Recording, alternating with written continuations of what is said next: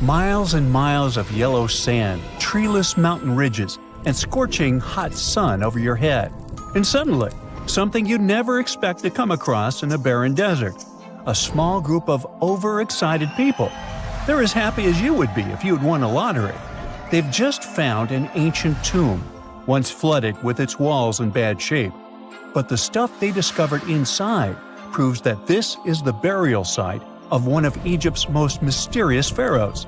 Historians have been hunting for his tomb for years, but no one expected it to hide ancient treasures. Fast forward. After careful examination of the site, Egyptian officials have announced the discovery of the tomb of King Thutmose II. It's the last missing tomb from Egypt's 18th dynasty. And this is also the first royal tomb found since King Tutankhamun's was discovered in 1922, in more than 100 years. A team of Egyptian and British archaeologists found the tomb in the Theban Mountains area, west of Luxor, near the famous Valley of the Kings. Before this, the site was only known as Tomb C4, but during their excavation, the team found clear evidence proving it belonged to King Thutmose II. Archaeologists actually found the entrance and main tunnel leading to the tomb in 2022. But at first, they thought it belonged to a queen because it was near the graves of Thutmose III's wives. It was also close to Queen Hatshepsut's tomb. Originally, it was prepared for her when she was just a royal wife. But everything changed when she became pharaoh. But we'll talk about this twist of fate a little later. But soon they realized that their discovery was much more significant. They found alabaster jars with Thutmose II's name and the words "deceased king" written on them. That's when they realized that the tomb was actually his final resting place. Sadly, Thutmose II's tomb has seen better days. According to the head of Egypt's antiquities sector and the leader of the Egyptian excavation team, the tomb suffered major damage from ancient floods not long after the pharaoh's death. Water swept through the burial chamber, likely destroying or displacing many of the original artifacts. Much of what had been once inside the tomb was moved elsewhere in an attempt to salvage it. The researchers found out that the tomb had a basic design, with an entrance, a sloping main corridor, and a burial chamber. The corridor was coated in white plaster and rose about 4.5 feet above the floor of the burial chamber. A large staircase and a very large descending corridor of the tomb indicated its grandeur. It took the team a long time to navigate through, though, as the tomb was blocked by flood debris and collapsed ceilings. Only after crawling through a 32-foot passageway with a small 16-inch gap at the top, the worst nightmare for those of us with claustrophobia, were they able to reach the burial chamber. There, they were in for another surprise. They cleared the debris, expecting to find the crushed remains of a burial beneath. But the tomb turned out to be completely empty, and it was not due to robbery. It had been deliberately emptied. The researchers soon realized that the tomb had been flooded since it had been built underneath a waterfall. It happened just a few years after the king's burial, so the contents of the tomb were moved to another location. That's why there was a second corridor in the tomb. It was most likely made to help remove King Thutmose II's body from his flooded tomb. Despite the damage, the excavation team made some really exciting discoveries. They found traces of mortar decorated with blue inscriptions, yellow stars, and fragments from the Book of Amduat, one of the most significant funerary texts in ancient Egypt. The book was meant to guide the deceased through the underworld, ensuring a safe journey to the afterlife. Now, how about we sneak a peek at ancient Egypt's 18th dynasty? It was all about conquering lands, expanding the empire, and building jaw-dropping monuments. Some of the biggest names from that era, Thutmose I and Thutmose III, both legendary warrior kings who left their mark in history. Thutmose I was a fierce fighter who led major military campaigns, pushing Egypt's border further south than ever before, all the way to the fourth cataract of the Nile. His victories gave Egypt access to new trade routes, stronger political ties, and more wealth. His conquests were so significant that they were recorded in the tombs of his top officials. Thutmose III, sometimes called Thutmose the Great, took things even further. He was not only an incredible military strategist, but also the commander of Pharaoh Hatshepsut's armies before becoming king himself. He led between 17 and 20 military campaigns, winning every single one and expanding Egypt's empire to its peak. He even created the world's first navy. Thutmose III is often remembered as Egypt's greatest warrior pharaoh. And sandwiched between these two powerhouses was Thutmose II, a pharaoh who doesn't get nearly as much attention. Hey, the middle child, right? His reign lasted only about 5 years before he passed away at around age 30 in 1479 BCE. He is kind of a mystery. No one really knows what he accomplished. For the longest time, even the location of his burial site was totally unknown. His body was actually found in the 19th century. It was just lying around in the mortuary temple of Deir el-Bahari, in a secret chamber where priests used to hide royal mummies centuries after their original tombs were looted by grave robbers. In other words, Thutmose II's body must have been moved from his original resting place at some point in history to protect it. During his lifetime, Thutmose II made at least one major impact on Egyptian history. He married his half-sister Hatshepsut.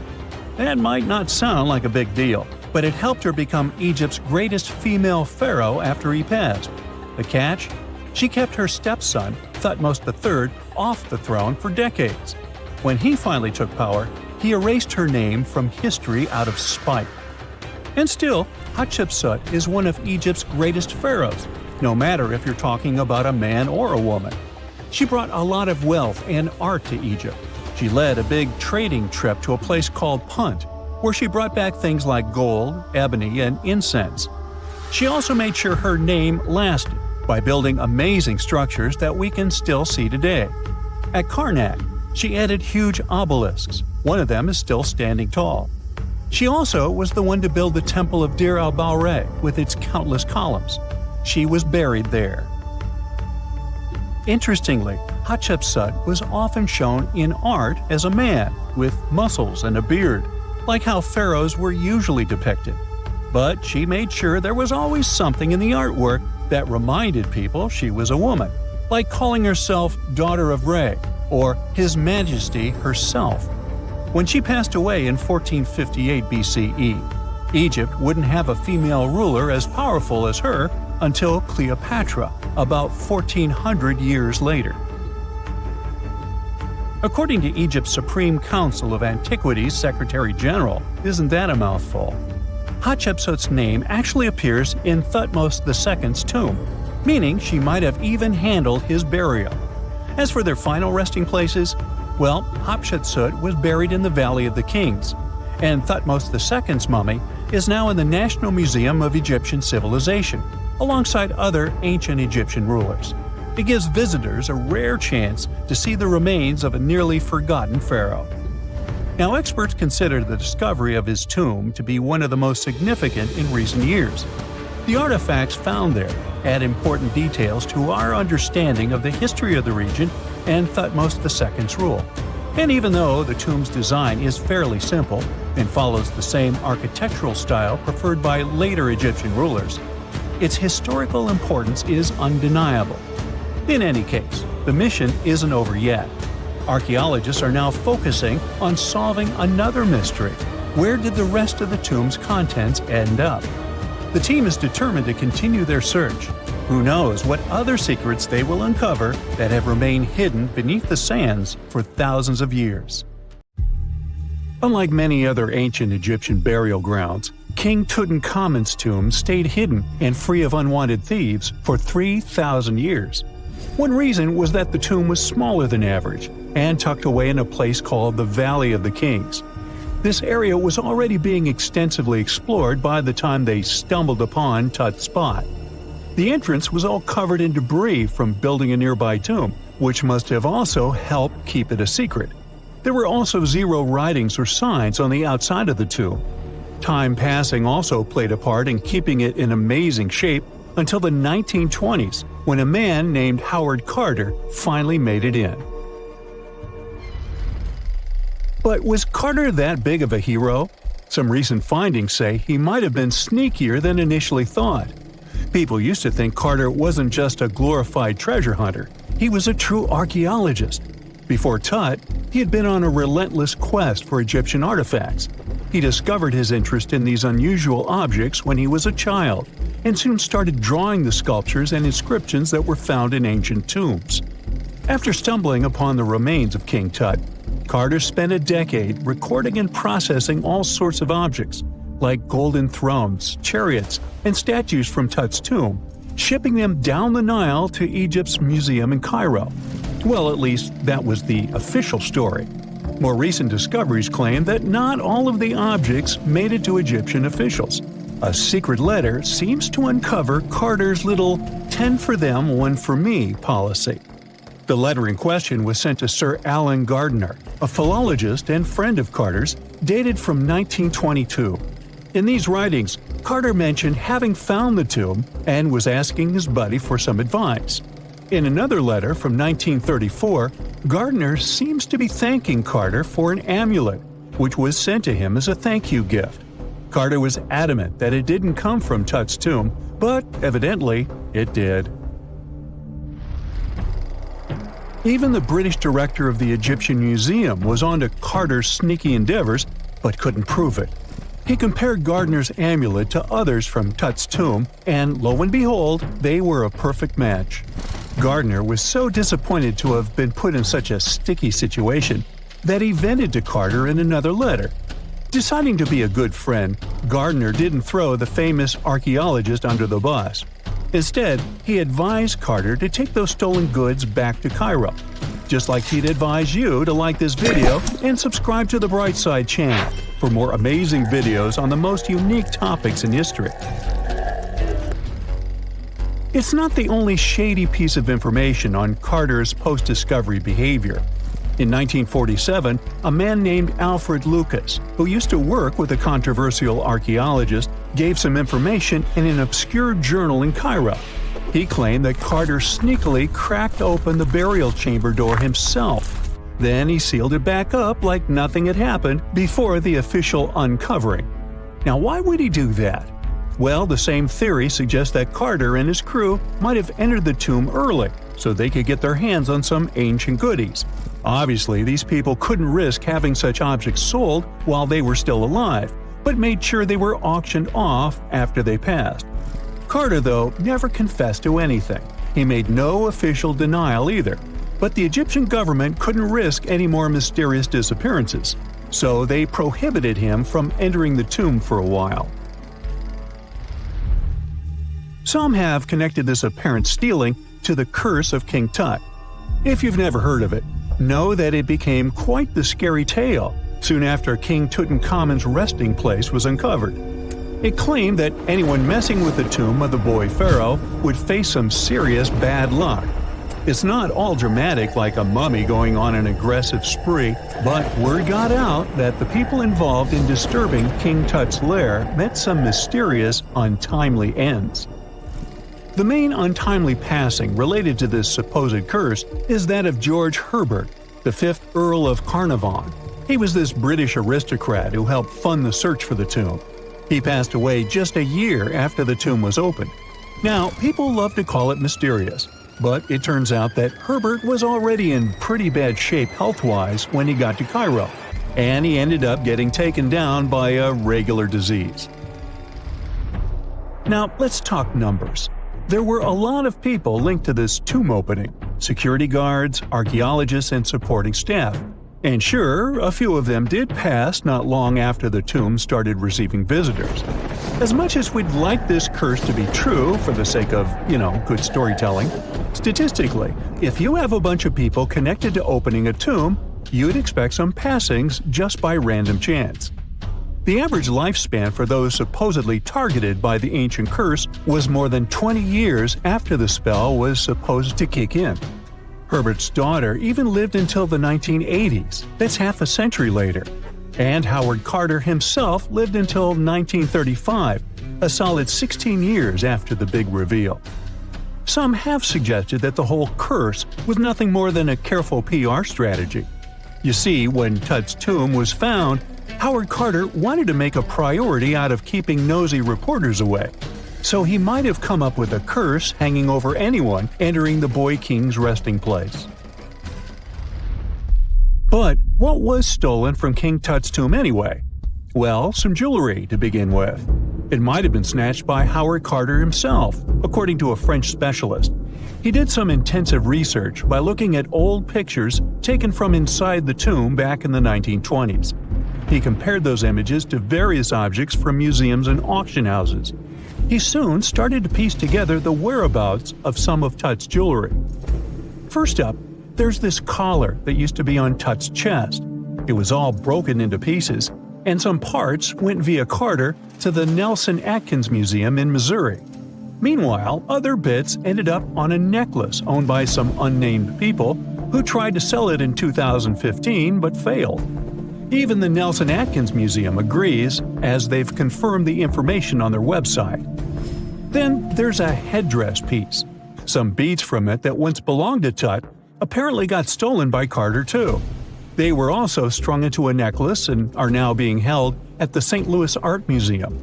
Another fancy collar made out of glazed ceramic magic spent some time at the Met, far away in New York. Thankfully, it was sent back to Egypt a bit over a decade ago. This seems to have been, as you'd expect by now, also stolen by Carter. Missing artifacts aside, King Tut still gave a ton of amazing objects that helped us learn more about this incredible ancient culture. Starting with the famous burial mask. It's this massive 21-inch gold art piece with semi-precious stones and glass paste. It weighs 22 pounds and showcases the boy Pharaoh with a long beard and a headdress with a cobra and vulture. On the back, there's this spell from an important ancient Egyptian spiritual book that's supposed to make sure it works just as well in the afterlife. Tut was also apparently a board game enthusiast. They found 4 board games in his tomb, some made of ivory. Archaeologists also found a pair of gold sandals, though you'd imagine they were more for show than for comfort. In fact, the pharaoh probably never wore them in his lifetime. Now, speaking of fashion items, it turns out Tut was quite the fancy ruler.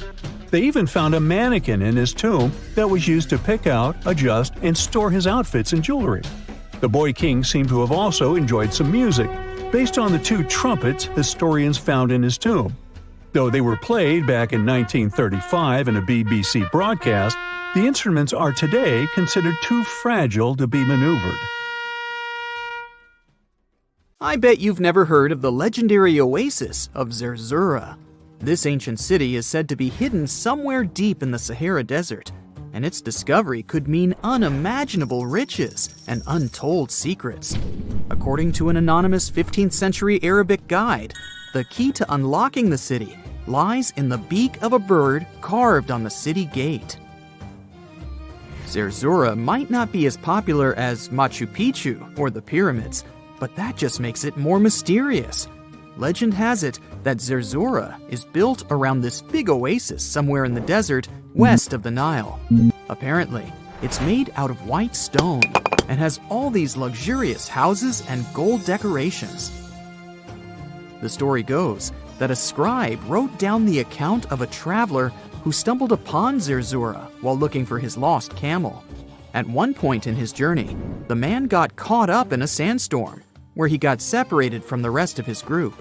The traveler kept wandering in the desert for days, and then, out of nowhere, 2 men showed up and guided him to the city of Zerzura. The traveler described this city as an oasis filled with little birds and made out of pure white stonework. The city is also said to be guarded by giants. In 1835, an English Egyptologist named John Gardner Wilkinson mentioned the city in one of his books. He spoke to a man from Egypt who found the city by accident after days of wandering through the desert. He mentioned some ruins, unusual stonework, and a large oasis surrounded by palm trees. The man even gave some instructions on how the city could be found, indicating that it might be in the western desert of Egypt. But here's the kicker. Even though a group of explorers went out to find Zerzura, they didn't succeed. At the same time, they did stumble upon a bunch of previously unknown oases. In the early 1900s, numerous expeditions were sent to find the city, including one with a fleet of Ford Model A trucks.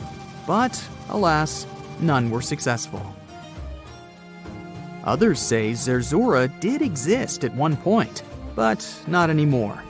It's possible it was swallowed by the desert. It's believed that back in the day, the Sahara Desert was actually green. Scientists even found traces of ancient rivers that flowed through the area 100,000 years ago, creating green corridors across the desert. But Zerzura might have never been real to begin with. Maybe it only existed in the minds of people, a figment of their imagination as they were struggling in the African desert. For thousands of years, people have been obsessed with the hunt for another lost city, Atlantis. But if this place really existed, where on Earth, or under the sea, could it be? According to Plato, Atlantis was an actual place, and it was supposedly located somewhere in the Atlantic Ocean, near the Strait of Gibraltar. But how did this mythical city become synonymous with a perfect, paradise-like society? Well, you can thank Ignatius Donnelly for that. The American writer published a book in 1882 where he outlined 13 hypotheses about the existence of Atlantis. Donnelly truly believed that this lost city was where ancient humans lived in peace and joy for centuries. Donnelly even thought that Atlantis was the original source of many ancient civilizations around the world. And if we just followed Plato's clues, we could totally find Atlantis. Sounds like a treasure hunt, right? What inspired Donnelly to go on this quest in the first place, you might ask? Apparently, an amateur archaeologist discovered the city of Troy, using Homer's The Iliad as a guide. Well, if Troy was real, then why not Atlantis? Back in the day, some people believed that America was the legendary Atlantis. Columbus really stirred up some excitement when he brought back news about the New World to Europe. But the real hunt for Atlantis didn't really start until the 20th and 21st centuries. Some people tried to connect the dots between a volcanic eruption on the island of Santorini and the destruction of Minoan settlements. But in 2018, a team of investigators claimed they had nailed it, announcing they had discovered concrete proof that Atlantis had existed. What was their evidence, you ask? A series of mysterious circles in a national park in Spain. But the circles turned out to be nothing more than experimental ponds for studying zooplankton. Let's face it, there's no real evidence that Plato's lost city of Atlantis actually existed. But it doesn't make searching for it any less exciting, does it? The Fountain of Youth isn't a lost city per se, but it is another mythical location that many have claimed to have stumbled upon over the years. Long ago, people were obsessed with the idea of living forever, or at least extending their lives as much as possible. Each culture had its own wild story, like the Greeks talking about a magic fountain that let people live longer, or Alexander the Great finding a river of paradise that could heal the wounded. Japanese legends spoke of hot springs that could make you young again, while the Caribbean locals talked about the restorative powers of the water in one of their own mystical lands. Explorers searched far and wide for these magical waters, but nothing. Probably the most famous of all was the story of the Spanish explorer Juan Ponce de Leon, who thought he'd found it in Florida. Now, Ponce de Leon was quite a character. He sailed with Columbus and became an important figure in the area now known as the Dominican Republic. He found gold in Puerto Rico and even became the island's administrator. But when the ruler of Spain decided to replace him in his duties, he got upset and decided to explore Florida, looking for gold and the elusive Fountain of Youth. He explored the Bahamas, but sadly, he didn't find any gold or magic water. He did, however, make his way to Florida. He explored the coast and even discovered the Gulf Stream. Unfortunately, his last expedition didn't go well, and he was wounded. but the legend of him searching for the Fountain of Youth lived on. Even though historians don't think he was really looking for the Fountain of Youth, thousands of people visit the Fountain of Youth Archaeological Park every year to try the sulfur-smelling water. It's the oldest attraction in Florida, which has been around since the 17th century. Some say the water has unusual properties, but I'll leave that up to you to decide after you visit this place. Norse mythology has its own mysterious land called Thule. It's said to be somewhere between Scandinavia and Iceland, where the sun barely shines and the cold bites hard. The folks there survive on a diet of millet, herbs, fruits, and roots, washed down with a grain and honey brew. As for its exact location, scholars can't seem to agree on it to this day. The legendary ancient Greek explorer Pytheas was said to be the first to stumble upon Thule during his quest for tin mines. He sailed his way up north, passing by Scotland, and after 6 long days of sailing, he reached Thule. The people there, according to Pytheas, were quite primitive, but that's no surprise since they were just simple farmers living off the land. They showed Pytheas where the sun set on the shortest day of the year. They also told him that in winter, the sun never rose at all, and in summer, there was no night. For many years, historians have been debating the true identity of this mythical land of Thule. Some say it's Iceland, while others claim it's Norway. A little bit of progress has been made recently with the help of a team of researchers. If their findings are correct, Thule might be the elusive island of Smola. That's farther south than any of the Norwegian islands that were on the list of contenders. It may be too soon to celebrate, but it does look like Thule has finally been found. This just in, the world's oldest pyramid was built during the last ice age. And I'm not even talking about Egypt. I'm saying our ancestors might have spewed a 27,000-year-old pyramid in West Java. Gunung Padang is not exactly shouting pyramid. It's more of a mound with huge scattered stones tossed all over it. But local people seem to revere it, and they have for centuries. It wasn't until recently that the Indonesian authorities decided to excavate a bit deeper to see what all the fuss was about. They ended up finding the remains of a human settlement. It was rather unexpected, since the mound is pretty high up. This excavation could only prove there were humans in the area as far back as 45 BCE, which sounds reasonable. It was up to an Indonesian geologist named Donny Hillman to prove that Gunung Padang is the world's first pyramid. He used all sorts of new technology to support his claim. Our guy used carbon dating, which digs deep into the earth and takes whole chunks of soil. He found layers and layers of constructions, like he was digging up Rome and finding ancient buildings buried in the ground. His research proved that there had been caverns and even rooms down there, which could only mean one thing: humans. As for the rocks located up in the mound, they were most likely strategically placed by the people who lived there back in the day. They needed a place to meditate, so they arranged things in a harmonious way. Their smooth surfaces wouldn't be the result of years of erosion, but the works of great sculptures, the Michelangelos of their day, let's say. If this is all for real, then human civilizations began way before we think they did.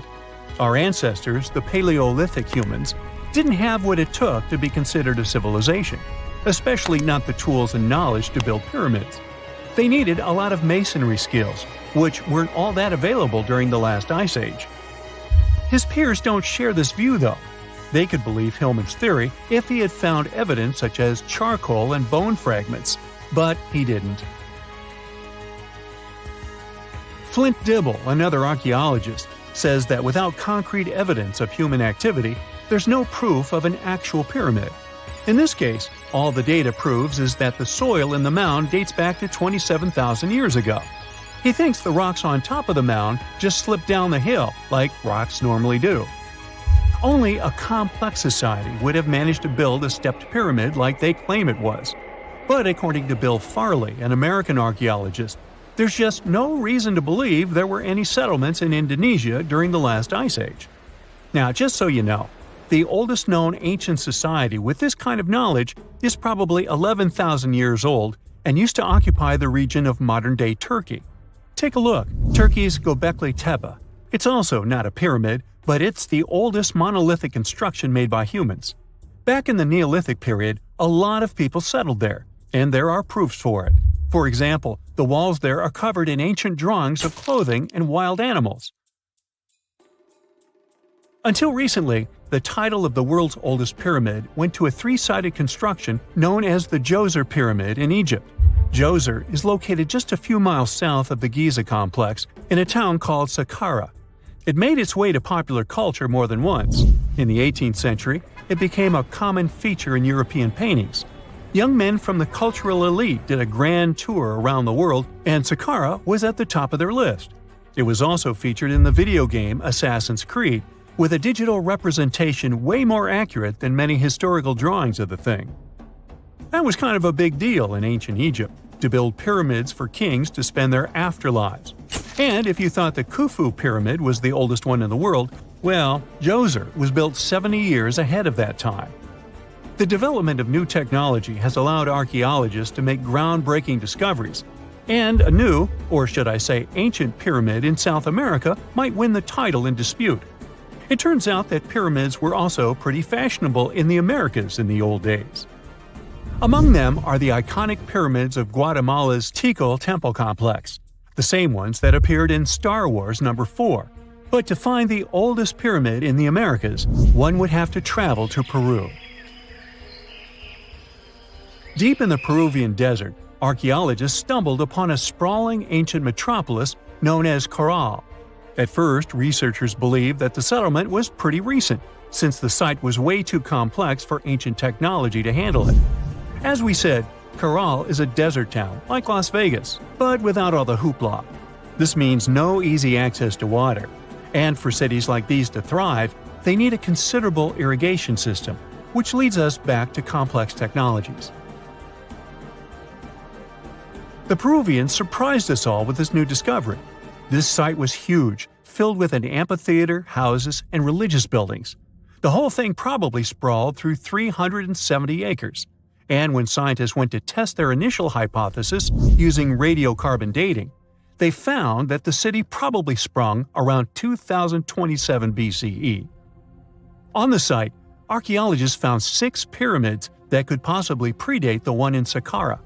As far as they know, both civilizations coexisted in the same time period, in opposite parts of the world.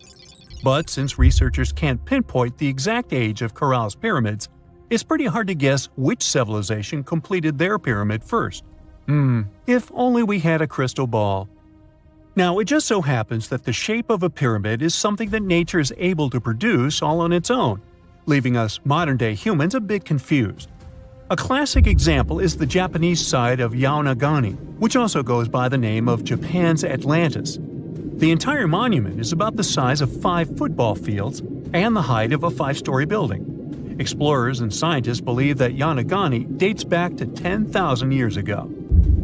For Japan's top marine geologist, Professor Masaki Kimura, Yaonagani is the heritage of a lost civilization. Kimura has dived into exploring the ruins over 100 times over the past 10 years. To him, there are clear signs of human activity down there.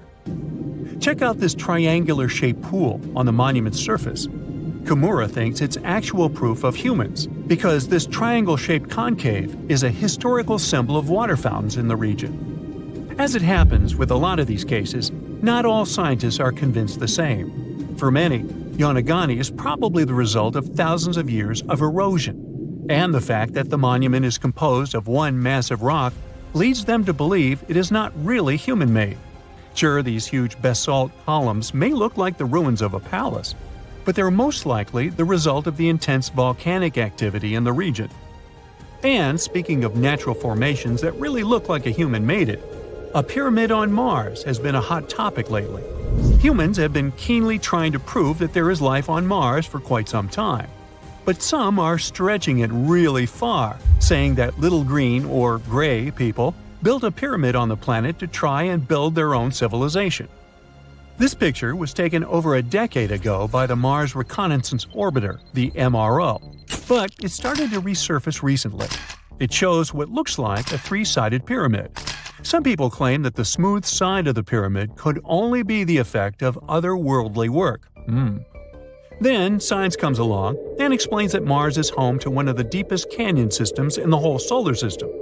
The so-called pyramid is located in what is known as the Kandor-Chasma region. This Martian region has a bunch of similar formations that are nothing more than the result of erosion. Nothing supernatural going on there, apparently. In November 1922, a boy walked through the desert mountains of Egypt and discovered some ancient steps carved into the rock. Subsequently, this find became one of the world's largest and most significant archaeological discoveries. This step was part of Tutankhamun's untouched tomb. Archaeologists found about 5,000 ancient objects, including jewelry, fabrics, painted vases, and funeral masks. You've probably seen one of them. It has become one of the most recognizable attributes of ancient Egypt. More than 100 years have passed since then, and now humanity has finally become close to another large-scale discovery, the tomb of Cleopatra. This queen was the last active ruler of the Ptolemaic Kingdom of Egypt, who sat on the throne from 51 to 30 BCE. There are many ancient records about Cleopatra, her reign, and her unusual personality, but until now, no one has discovered the secrets about her passing away in the burial place. So, one archaeologist, Dr. Kathleen Martinez, has been studying ancient records and temples around Alexandria for decades, and concluded that the tomb of the queen should be located under the ancient city of Taposiris Magna, founded in 280 BCE. It was a big city on the northern coast of Egypt, where tens of thousands of people were engaged in trade and industry, and it seems that Dr. Martinez's guesses turned out to be correct. She and a group of archaeologists have discovered a secret underground tunnel near Alexandria, with a length of about 0.8 miles. It was cut into the rock under Taposiris Magna's temple. During further excavations, they found many things that indicate Cleopatra's tomb lies in the tunnel's depths. It's also possible that she is buried there together with the Roman commander, Mark Antony. According to ancient records, Cleopatra and Mark Antony loved each other and together opposed the Roman Senate, which declared Antony a traitor. The fact that natural disasters have occurred on the territory of Taposiris Magna for thousands of years can complicate the excavations. Earthquakes and floods destroyed the city and possibly flooded its underground tunnels. But archaeologists hope the ancient tomb remains untouched, and that it hides many treasures and records about the royal life of ancient Egypt during the reign of the last dynasty. There's a chance that excavations will go underwater and in the mud. This will require much time and funding, but archaeologists are sure it's worth it. Anyway, it's too early to say that Cleopatra is really buried there, but scientists have found many things in the tunnel that confirm this, including clay pots, dozens of coins with the image of Cleopatra and Alexander the Great, as well as a bust with the image of the Egyptian queen. Cleopatra is still one of the most popular personalities in Egypt, on an equal footing with Ramesses III and Tutankhamun. She inspired many films, paintings, and books, but what made her so popular? She became famous for her inconsistency. She was a beautiful, intelligent ruler who pulled Egypt out of the crisis and made it a prosperous power. Medieval Arabic texts say she knew chemistry, mathematics, and philosophy, and may have written several scientific books. She knew several languages and had excellent diplomatic skills.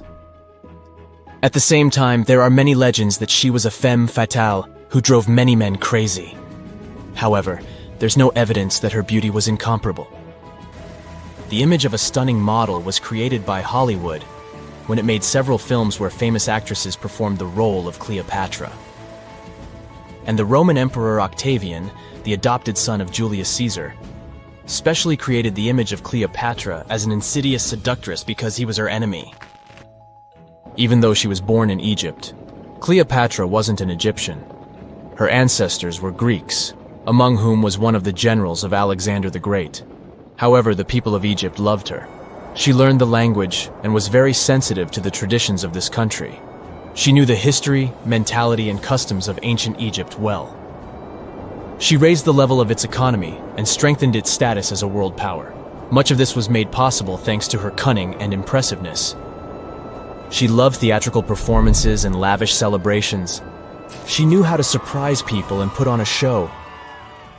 But behind the exterior image of a luxury lover was an intelligent and calculating ruler. Ancient Egypt was a rich, luxurious country, and Cleopatra did everything to increase its wealth and strengthen its position in the international arena. For example, she was once in conflict with her brother Ptolemy XIII. The queen knew that she wouldn't be able to resist him, so she decided to attract Julius Caesar to their side. The Roman emperor arrived in Alexandria, where Cleopatra wanted to meet him, but Ptolemy knew about her plans and was about to prevent her from coming to Caesar. Then, instead of a rich and noisy arrival, Cleopatra decided to make her visit inconspicuous. She wrapped herself in a carpet or linen bag the emperor's servants carried into Caesar's private chambers. Cleopatra emerged from the carpet and impressed the Roman emperor with her beauty and determination. As a result, they fell in love with each other and became close allies. After some time, she impressed another influential Roman for diplomatic purposes. She arrived to meet Mark Antony on a golden barge with purple sails and silver oars. Cleopatra was dressed in the image of Aphrodite and sat under a magnificent canopy. Her servants dressed like cupids and were blowing her fan and burning incense. But Cleopatra created such a show for a reason. She knew that Antony revered Greek mythology and considered himself the embodiment of Dionysus. As a result, he was so impressed with this woman that he ended up marrying her. Cleopatra defended her crown, strengthened her alliance with Rome, and bore Antony 3 children. In Egypt, they threw big parties and enjoyed wealth with power. However, the relationship of a high-ranking official with the Egyptian queen caused a scandal in Rome. Octavian was Antony's primary opponent in the struggle for power, so he exploited the situation to darken the competitor's reputation. He used propaganda to make Cleopatra an insidious seductress in the eyes of Roman citizens. He accused Antony of succumbing to her charms. The Roman Senate supported Octavian and declared Cleopatra an enemy. In 33 BCE, this conflict reached a high point when Antony's navy clashed with Octavian's fleet. The latter won and forced his enemy to flee to Egypt with Cleopatra. According to some records, they took refuge near Alexandria. Pursued by the Romans, they hid in one of Cleopatra's palaces and met their end. Some legends say that Cleopatra was an expert in poisons. She provoked a venomous snake, a viper or an Egyptian cobra, to bite her. Also, according to another legend, she pricked herself with a poisonous needle. There's a theory that Cleopatra always carried an ampule with poison inside her hairbrush. And when she was cornered, she soaked the needle with this poison and pricked herself. None of this can be said for sure. Scientists are still trying to find out the truth. Perhaps when they reach Cleopatra's tomb, the world will get more answers about her tragic fate. She is considered the last ruler of Egypt. After her passing, Octavian plundered her palaces and temples and returned to Rome, where he became the main emperor. He successfully ruled the country and expanded its borders. His reign ended when he turned 75. World history would have looked different if Cleopatra and Mark Antony hadn't lost that naval battle. By the way, did you know that more time has passed between Cleopatra's reign and Neil Armstrong's flight to the moon than between the reign of the Egyptian queen and the construction of the Great Pyramid of Giza? Armstrong took a step on the Earth satellite in 1969, 38 years after the birth of Cleopatra. And the construction of the pyramid took place in 2560 BCE. Imagine how long the history of ancient Egypt is. Cleopatra is closer to us in time than to the pyramids. If someone finally invents time travel and you hop on a trip to the past, you won't recognize many of the things you know and love today. The Statue of Liberty and the Egyptian pyramids, some basic gadgets like the remote control and your laptop, and even the corn you have for lunch have all changed beyond recognition. When the pyramids were originally built in ancient Egypt and Giza and other places, they didn't look sandy brown at all. All of them were covered with white limestone. If you had seen them under the hot African sun, you'd have to look away. That's how smooth and shiny they were. Builders used around 6 million tons of this material for the Great Pyramid of Giza alone. It's the largest one you can still see on your trip to Egypt. The local rules were quite a thrifty crowd, and they reused some of the casing stones for other construction projects. A massive earthquake in the 14th century has also loosened some of the stones, so you won't see a lot of limestone, but some of it is still there, on top of the Pyramid of Khafre in Giza. It looks like it has a second peak on top of the first. In ancient times, all pyramids used to have capstones called pyramidions, covered in a mix of gold and silver. Most of them have been lost over the centuries, but you can still see a few of them at museums. They show images of Egyptian deities. The pyramids were probably modeled after a sacred pointed stone, the benben. It represented the rays of the sun. Now, lifting heavy rocks wasn't so simple without the tech we have today. I guess you'll agree with me if you helped your friends move at least once, and they made you carry the couch. But those smart Egyptians of the past thought of that and chose the pyramid shape. It lets the weight distribute evenly throughout the whole thing. The Statue of Liberty has also had a major makeover since it was first unveiled in 1886. Believe it or not, it used to be a shiny brown color, just like a penny. 20 years later, it changed its color to green. It wasn't a fashion statement, but a chemical reaction. The statue is covered with hundreds of thin copper sheets. When copper reacts with air, it naturally forms a protective layer called verdigris. This layer protects what's under it from corrosion, and that's why statues and other things made of copper, brass, and bronze can last so long. When Lady Liberty first turned green, people in authority decided it would be a good idea to paint it all over. It was way before social media, so you couldn't just drop an angry comment under the post describing the idea. But they wrote about it in the local newspapers, and the public didn't love the idea. Then the Times interviewed a copper and bronze manufacturer, and he confirmed they shouldn't repaint it, because removing the protective layer would mean destroying the statue. Over the years, people have suggested painting Lady Liberty several times, but no one has ever done it. I don't know about you, but I can't imagine that lady in any other color, so I guess it's for the better. You love bananas as much as I do? Next time you enjoy a juicy soft one, remember you gotta thank selective breeding for that texture. The original wild bananas had many large, hard seeds and not so much delicious pulp. And hey, who doesn't like a sugary watermelon? It has a history of over 5,000 years, and it used to have bitter, yellowish white flesh and was really tricky to open. Selective breeding saved the day again, and watermelons got way sweeter. Japanese scientists went further and invented the seedless version. Corn's grandmother is a Mexican grass called teosinte. The kernels in this grass were small and hard to get. Farmers from many thousands of years ago saved the seeds only of those plants that were larger or tastier, or with kernels that were easier to grind. Thanks, my friends, for giving us the corn that's edible and even delicious. And just imagine, wild avocados were so small that they could easily fit in the palm of your hand. The pit in them was so large you wouldn't find much edible material inside. They also had a much harder shell than the ones we're used to. You probably wouldn't get a lot of work done without your beloved computer today, but I can't tell you exactly whom to thank for this invention. The ABC from 1942 is one of the contendants for the title of the first computer. It's short for the Atanasoff Berry computer, named after its inventors at Iowa State University. The ABC weighed over 700 pounds. Yep, yours must be way lighter than that. That big boy consisted of around 300 vacuum tubes and had a rotating drum, a little bigger than a paint can, and had small capacitors on it. A capacitor is a gadget that can store an electric charge, like a battery. The ABC could solve problems with up to 29 different variables to help scientists save some time.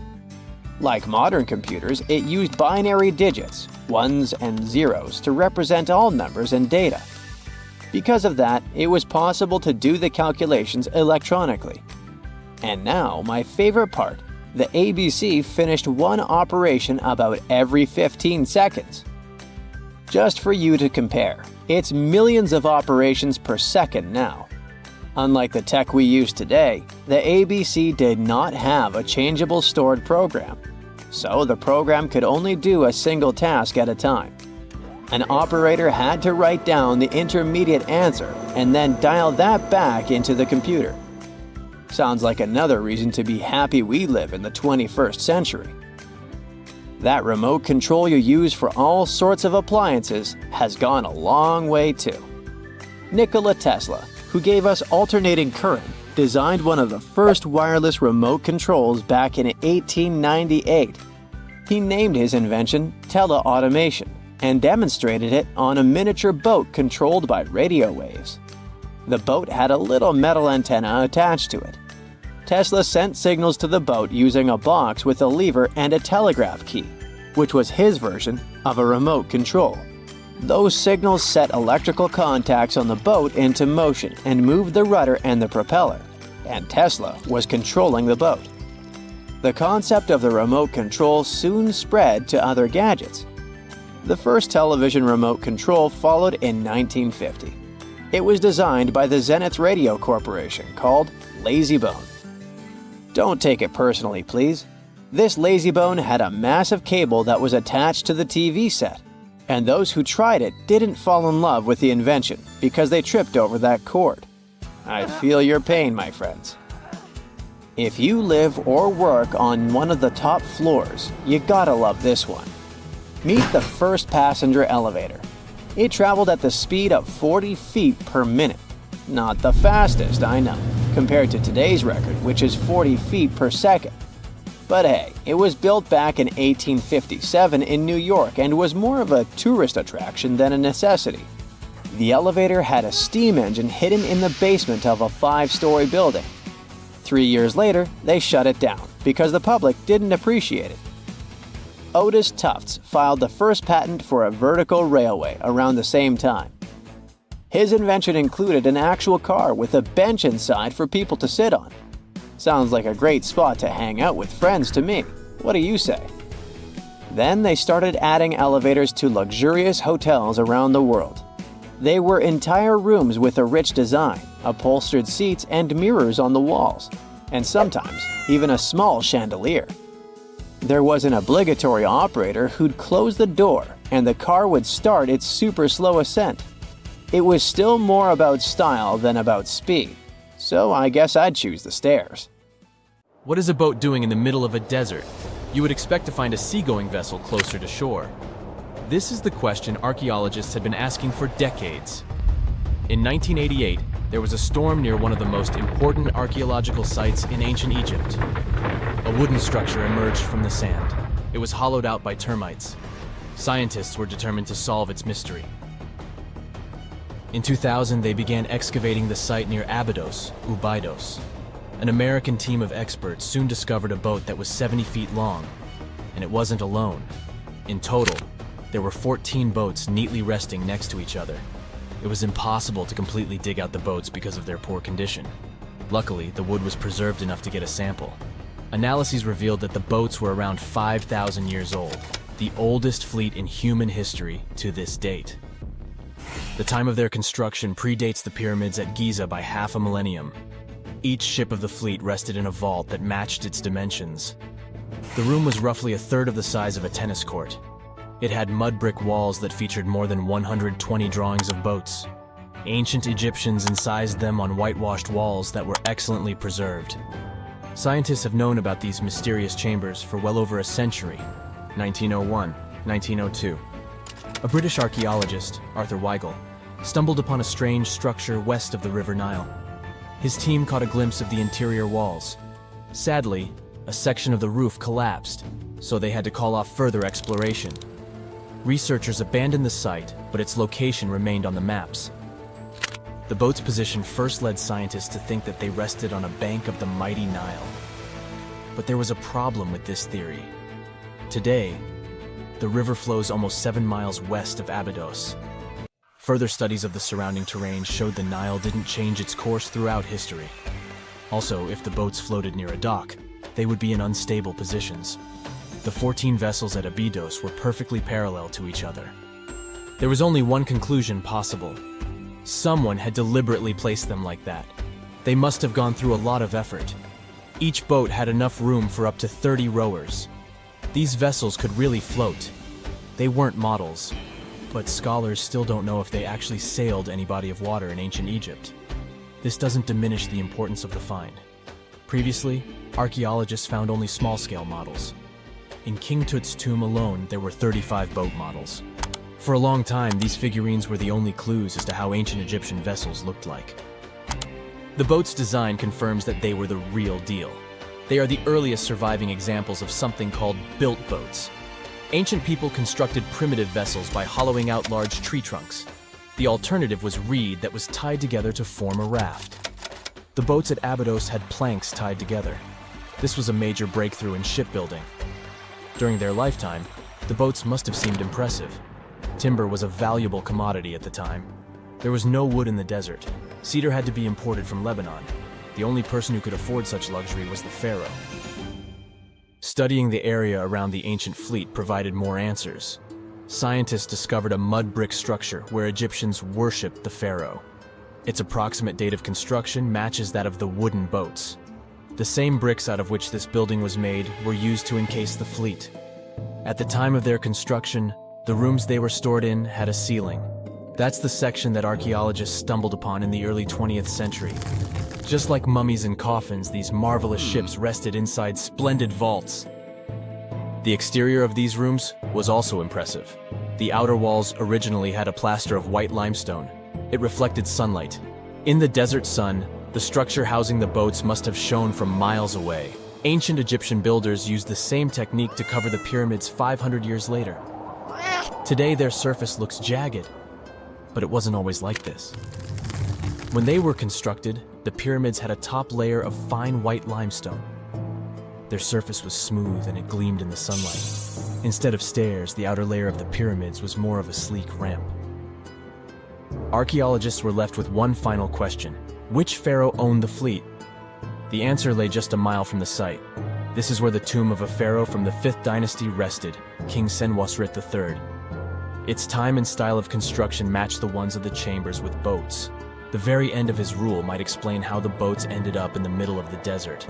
The pharaoh probably passed away in northern Egypt. Then his body was transported down the Nile to Abydos in a marvelous procession of decorated boats.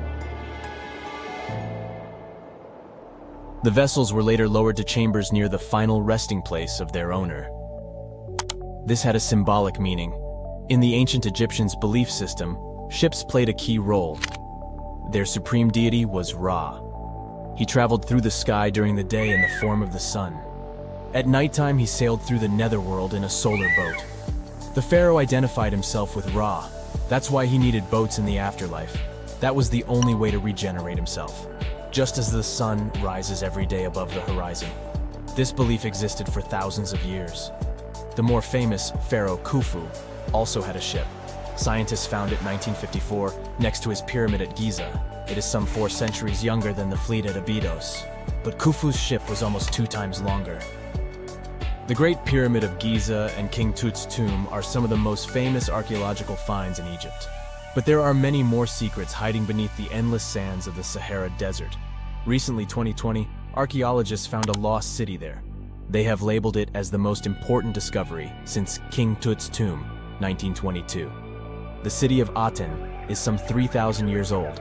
Historians hope it will give them a unique insight into the everyday life of ancient Egyptians. The famous archaeologist and Egyptologist Zahi Hawass proclaimed the site a lost golden city.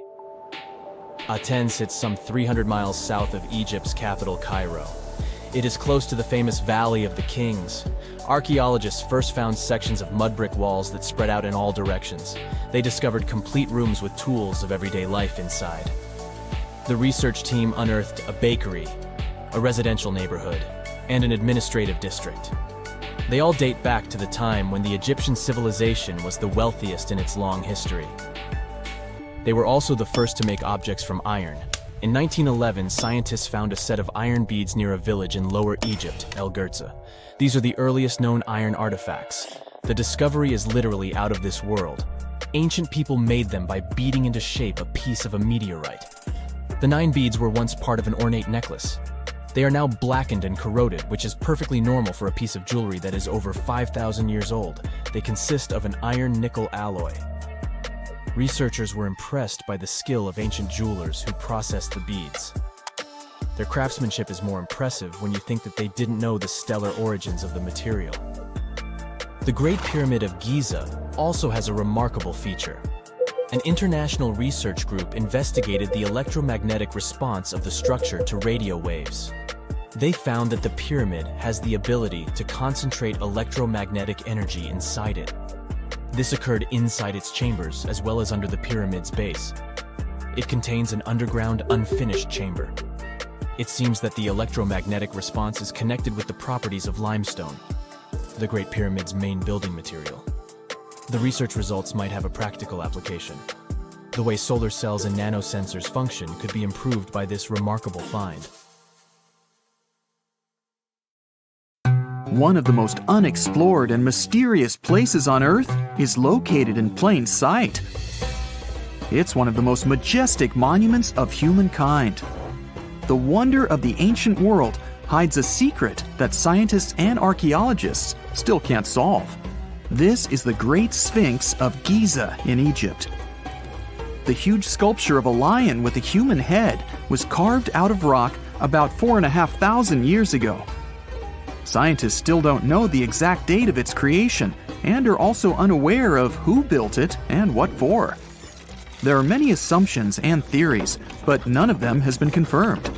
Most people have seen this majestic sculpture either in photographs or in reality, but almost no one knows what's hidden underneath it. The statue of the Sphinx was carved from a single piece of limestone. It was painted. The remains of color pigment on the surface prove this. In the distant past, the Sphinx looked much brighter and more colorful than what we see now. But even after thousands of years, its greatness hasn't diminished. And by the way, Sphinx is not the real name. It was invented by the Greeks about 100 years or more after its creation. Initially, the Egyptians called the statue Hor-em-Akhet. There are many legends and theories saying the Sphinx is there for a reason. It's like a watchdog that guards the tomb of the Pharaoh and the secrets of ancient Egypt. These legends become more plausible when archaeologists discovered hidden entrances at the feet of the Sphinx. They believe that these secret passages are the beginning of the tunnels leading to the halls with treasures. You can find a lot of stories on the internet that claim the Sphinx hides the Hall of Records, a repository filled with ancient and secret knowledge. One of the main artifacts of this repository is supposed to be the records of the ancient mythical state of Atlantis. According to legends, the entire library from this city was moved under the Sphinx. The entrance to this library must be located next to the Sphinx's right paw. Many archaeologists tried to find this entrance, but came away empty-handed.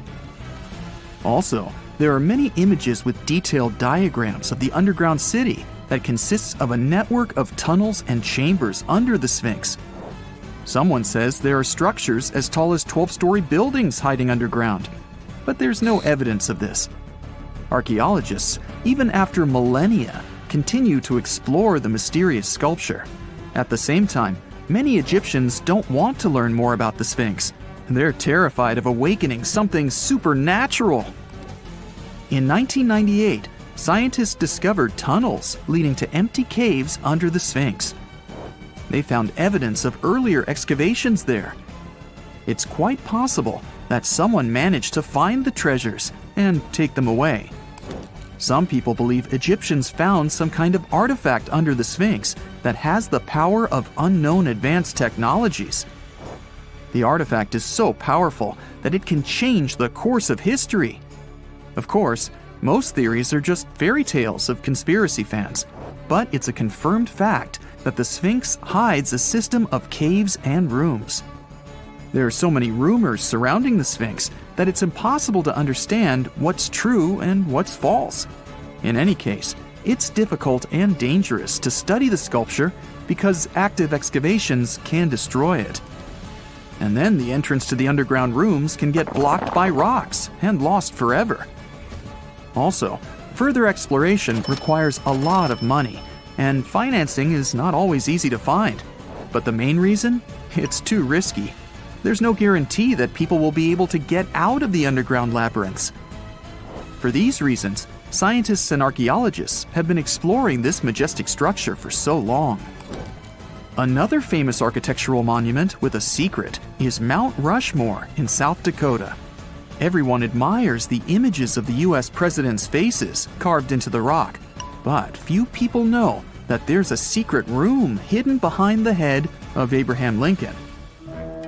The architect of Mount Rushmore wanted to carve slabs on the rock with the record of the main stages of the country's history. But his plan was too complicated to carry out. Then he was offered to implement it on a much smaller scale, to build a secret room inside the mountain. The idea was to save this knowledge so that future generations will always remember the history of their country. Unfortunately, the architect didn't have time to finish his work. The construction stopped for several decades. But in the late 90s, the project was resumed. Porcelain enamel panels depicting the history of the U.S. were placed in the room. It's possible that these plates will be stored there forever. But people can't see them, at least for now. The room is inaccessible to tourists as it's too difficult to get inside. Another secret room is located in the Empire State Building. More precisely, it's not even a room, but a place where you can take cool photos. Almost all tourists gather on the observation deck of the 86th floor to enjoy a stunning view of Manhattan. But there's another deck with panoramic windows on the 102nd floor. There are way fewer people there because almost no one knows about that place. Fortunately, access to this deck is open to everyone. You probably won't have to wait in line for a long time to take a photo. You'll feel special because you're in such a secret place where there are almost no people. But the coolest place is even higher, on the 103rd floor.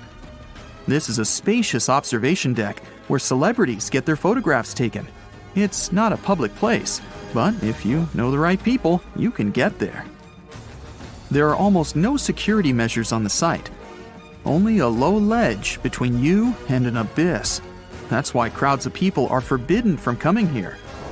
It's not so easy to get there, and you're unlikely to succeed without a guide. First, you need to choose the right elevator that will take you there. Then you'll go through several engineering rooms filled with pipes, electrical panels, and other technical stuff. The final part of your way is a set of stairs inside a tiny corridor. And here you are, at the top of New York. Now we're in Paris. See the Eiffel Tower? Inside it, there are restaurants and observation decks. But if you try hard, you can find a secret apartment. Now it's a museum, but it was built so that people could live in it. The architect of the tower, Gustav Eiffel, created this apartment in 1889 for himself. It's almost at the very top of the Eiffel Tower. Imagine what a beautiful view he observed every day. He was the first and only tenant. No one else could gain access to this place. When the architect passed away, the apartment remained empty for a long time. Only recently, they restored it and turned it into a museum. Inside, the epoch of the last century is recreated. They even put wax figures of Gustav Eiffel, his daughter, and the American inventor Thomas Edison inside the room.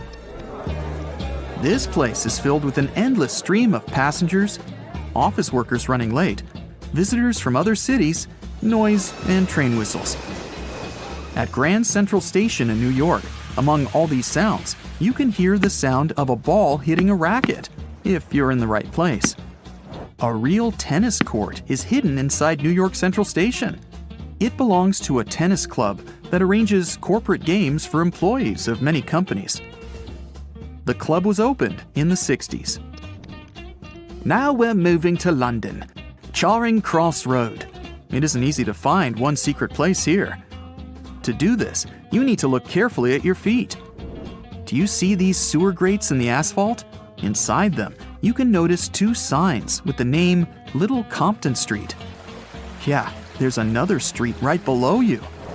It disappeared from all maps at the end of the 19th century. Charing Cross Road was built over it. The identification signs that you see are part of old engineering tunnels.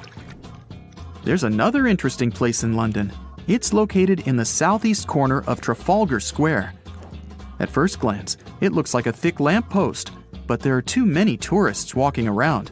You come closer and realize that one person can easily fit inside the post. The lamppost belongs not to an electrician, but to a police officer. Yeah, this is the smallest police station in the world. It was built in the 1930s and used as a watch post. Officers had to sit there one by one and watch Trafalgar Square. That always attracted a lot of pickpockets and all kinds of other criminals. Most people know that pyramids were built as grand tombs for the pharaohs, designed to ensure they had a smooth journey to the afterlife. The Great Pyramid of Giza, for instance, was constructed for the pharaoh Khufu. But what most people don't know is that this whole pyramid building trend started right here with the step pyramid of Djoser about 4,700 years ago. This massive structure was built for Pharaoh Djoser, a ruler from Egypt's 3rd dynasty.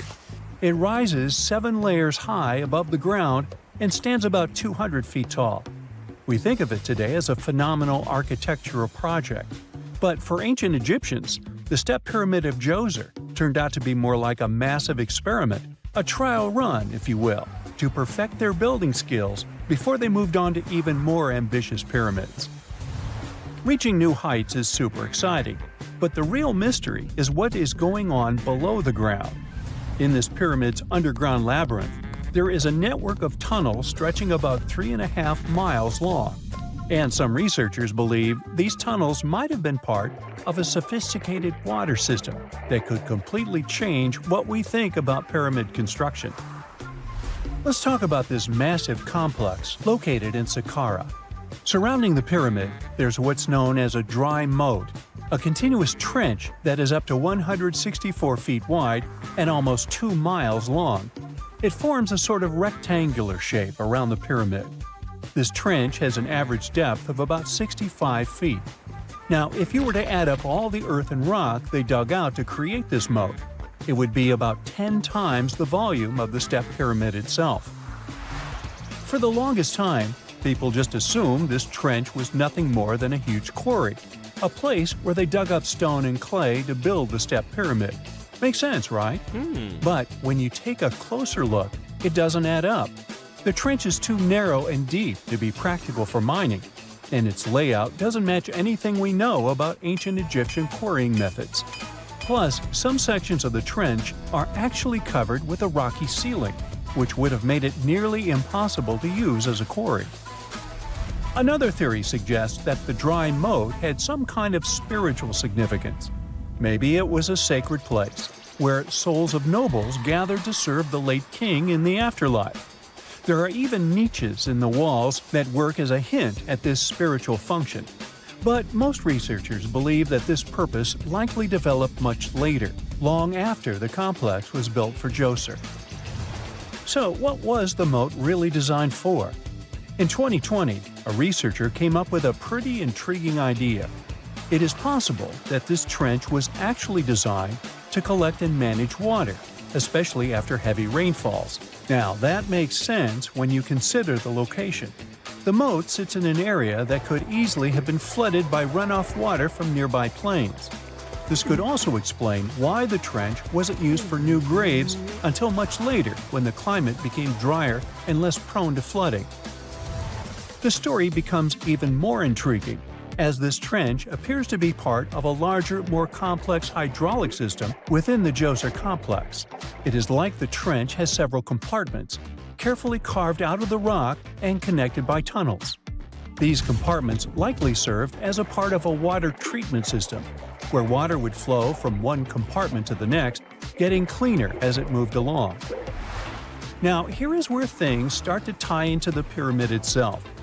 The Djoser complex has a series of underground shafts, and some researchers think that water from the moat's deep trench might have been used to power a hydraulic lift system, and this giant water-powered elevator could have been used to raise the heavy stones needed to build the pyramid. It worked like a volcano, but instead of lava, water did the heavy lifting. Imagine a big deep hole in the ground at the center of the pyramid site. Inside this hole, there was a huge wooden platform, kind of like a giant raft that could move up and down. When the workers wanted to lift a heavy stone, they would fill the hole with water. As the water rose, the wooden platform started to float up, carrying the stone with it, almost like a giant water-powered elevator. When the stone reached the right height, the workers slid it off the platform and onto the pyramid. The idea is that water from the deep trench, after being cleaned and filtered, would flow into these shafts. A massive float, possibly made of wood, would then rise as the water filled the shaft, lifting the stones up to where they were needed for construction. Once the stone was in place, they'd let the water out, lowering the platform back down to the bottom, ready to lift the next stone. This fancy hydraulic lift system could have been a game changer, making the whole building process a lot faster and more efficient without using a lot of workforce. It is like the ancient Egyptians were already embracing the whole idea of work smarter, not harder. But of course, not everyone is on board with this theory. Some experts argue that the area where the step pyramid of Djoser was built couldn't have held enough water from occasional rains to maintain such a fancy hydraulic system. The main theory suggests that, in the past, there might have been some kind of lake nearby that would have filled up after a period of rain, and this lake could have supplied water to the complex's hydraulic system. But there is no mention of such a lake in any ancient Egyptian writings, so it might be more of a what-if situation than a reality. And then there's the issue of the hard work itself. Remember when I said this method could have allowed the ancient builders to raise stones with far less effort? Well, that might not be entirely true. According to some experts, just building this hydraulic device would have required a lot more heavy work than simply moving the stone blocks using good old-fashioned manpower. And let's not forget, the step pyramid of Djoser is like a baby pyramid compared to those that came later. The stones used for Djoser's pyramid weighed, on average, about 660 pounds each, which is nothing compared to the more than 2.5-ton blocks used later for the pyramid of Chephren. If this cool water lift theory gets completely ruled out, we still need to explain how this pyramid was built in the first place. To answer that, we need to rewind a bit and talk about the original plans. See, before Djoser's tomb became a pyramid, the idea was to construct a simple mastaba. This type of tomb was pretty common in earlier periods, a flat-roofed, rectangular structure with sloping sides. But after the original mastaba was finished, they decided to expand it a bit by adding more layers on top. And then they added even more layers, until the construction reached 6 distinctive steps, each one smaller than the previous. And they probably did all this by raising those heavy stones using ramps, not a water-powered elevator. There is still so much we don't know about the step pyramid of Djoser. More research is definitely needed to fully understand how this system worked, or if it even existed at all. But the idea of using water to help build the pyramid adds a whole new layer to our understanding of ancient Egyptian engineering. It's a powerful reminder of just how clever and resourceful those builders were, using the natural landscape and the power of water to create one of the most iconic monuments in history. It's 1898, and you're taking part in excavations in Saqqara. This place, not far away from Cairo, is full of ancient tombs and pyramids. You're in your Indiana Jones mood and hope to find something really phenomenal to become famous. Gold, manuscripts, treasure maps, mummies of famous pharaohs. Wait, a wooden bird? You're really disappointed as it looks like a regular toy. An old one, but still. Little do you know that years later, someone would propose that your bird was actually an ancient monoplane. So the artifact, nicknamed the Saqqara bird, is made of a sycamore tree. The birdie has a wingspan of just 7 inches and weighs around 40 grams. A perfect original souvenir from Egypt, I would say. It's over 2,000 years old and looks pretty plain, without any carvings of feathers or other intricate ornaments. It has a beak and eyes though, which makes our find look like a hawk, the emblem of the deity Horus. Its tail is rather unusual as it's squared, looks weirdly upright, and it seems like the sunken part of it was the place for a now missing piece. Humans love solving a good mystery, so there have been several attempts to explain the use of the birdie. First, quite simply, is that it was a ceremonial object. The second idea is that it was a toy for a child from some well-off family. It could have been some sort of boomerang, which was a popular concept in ancient Egypt. Then there was a theory that the bird had been used as a weather vane. But this one has been debunked as the figure doesn't have any holes or markings, except for the one made at the museum in Cairo to fix the exhibit on a stick. So there was no way to hang it in the past. Almost a century after the bird was found, Egyptologist Dr. Khalil Masiha proposed a new theory that it could have been a model of a monoplane. He believed the bird was missing a horizontal tailplane. Otherwise, it had its wings set at a right angle, similar to that of modern planes. It could have worked to generate the aerodynamic lift necessary for flights. Dr. Masiha also claimed that it was common at that time to place miniature models of technological inventions in tombs. So, did the ancient Egyptians really invent the plane in 200 BCE? That would make the Wright brothers, who are considered the inventors of aviation, really upset. They made one of their first flights only in 1903. There's just one way to know for sure, and that is to test the model. But you know, the ancient museum in Cairo would unlikely let one of their cherished exhibits fly around like a toy. That's why glider designer Martin Gregory built a similar model, this time of balsa wood, and concluded that even with the missing tailplane, the plane wasn't much of a flyer. Case solved? Not really. This didn't sound convincing enough to the History Channel, so they invited an aerodynamics expert to build another replica of the bird. He tested it in weather conditions similar to those in Egypt and was impressed with the little plane's abilities.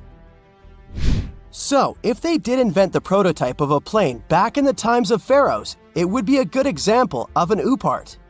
That's an out-of-place artifact, an object that's way ahead of its time in terms of technology or history. And the Saqqara bird isn't the only example of such a revolutionary concept. In 1901, a group of divers retrieved the Antikythera mechanism from an underwater shipwreck near the Greek island of Antikythera. It's been dubbed the world's first analog computer, and it's currently dated around 100 BCE. The bronze mechanism could tell the position of the sun, moon, planets, and stars, as well as the lunar phase, the dates of upcoming solar eclipses, and even the speed at which the moon moves through the sky. No one's sure who used it and how or where it was made. But it's obvious that it's extremely precise and way too advanced for its time. The first flushing toilets in the world were invented in the middle of the 20th century. Just kidding. The ancient Minoans on the Mediterranean island of Crete and the Indus Valley civilization both came up with this brilliant invention at the same time, around 4,000 years ago. The plumbing and sanitation were so well done that no one managed to design anything better until 2,000 years later. One ancient Minoan lavatory was discovered at the Palace of Knossos. It looks like it had a wooden seat set over a tunnel that directed water from a rooftop reservoir to an underground sewer. Other varieties got water from jugs. Only the super rich people could afford all this glory.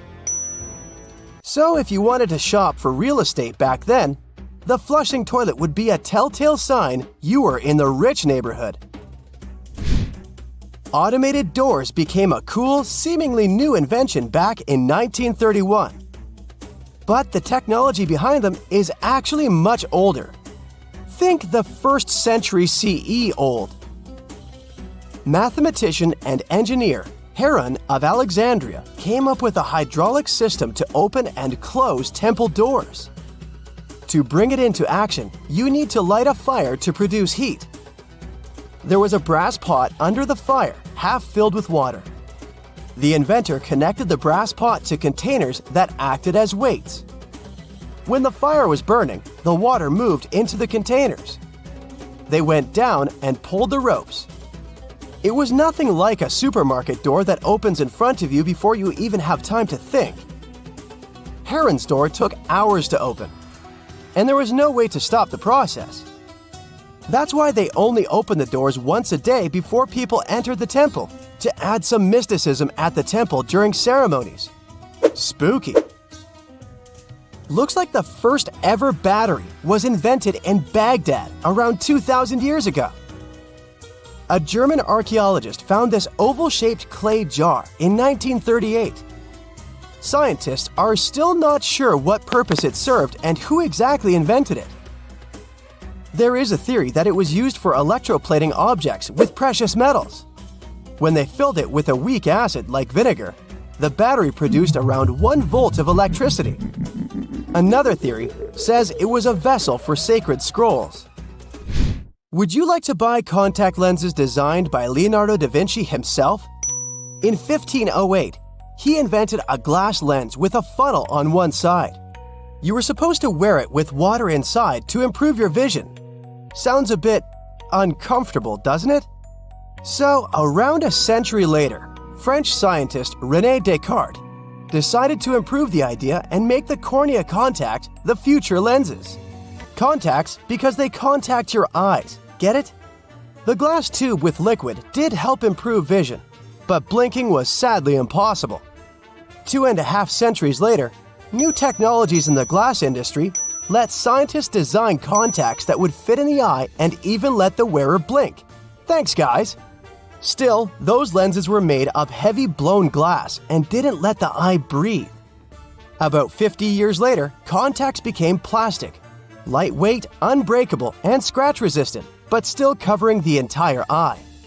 And then, in 1948, an English optical technician accidentally sanded down a plastic lens and figured out they'd still be in place even if they covered only the cornea. Imagine you're living in 19th century London and need to send a message to New York. It would have taken about 10 days to get there by ship. So when delivery time went from days to hours in 1858, it was a true sensation. The first message was sent by Queen Victoria herself. It was all made possible thanks to the transatlantic telegraph cable, running under the ocean. Sadly, the new cool invention only lasted a few weeks. It took years to bring it back to life. If there's a question that still baffles archaeologists to this day, it's this one. How did the ancient Egyptians build those magnificent pyramids? As far as we know today, their resources were quite limited, especially in terms of tools and building materials. We still don't have a fully satisfying answer, but hey, we've got some pretty amazing theories worth considering. The leading contender among these theories involves the clever Egyptians employing a sneaky strategy. Now picture this. They constructed a slanted and curving mound made of bricks, earth, and sand encircling the pyramid to be. As the pyramid grew taller and taller, they simply increased the height and length of this wacky structure. It's like they were playing an ancient game of Jenga.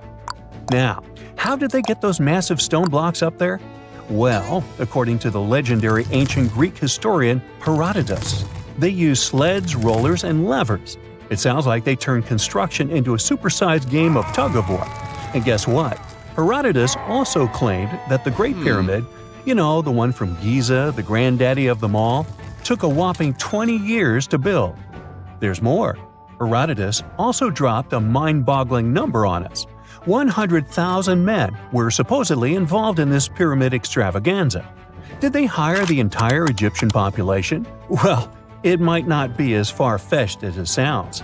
These men were probably mostly farmers, so they probably focused on the pyramids when there wasn't much work to be done in the fields. You know, like during the flood season of the Nile River. Obviously, specialists in the archaeological community had something to add to this theory. By the late 20th century, they discovered some evidence that suggests the workforce might have been smaller and more permanent than previously thought. Instead of a massive army of 100,000 pyramid builders, they proposed that a modest crew of around 20,000 workers, accompanied by support personnel like bakers, physicians, and even spiritual leaders, could have gotten the job done. There was also this theory that claimed that the pyramids were actually built from the top downward. It suggested that these colossal structures were nothing more than isolated hills used as quarries.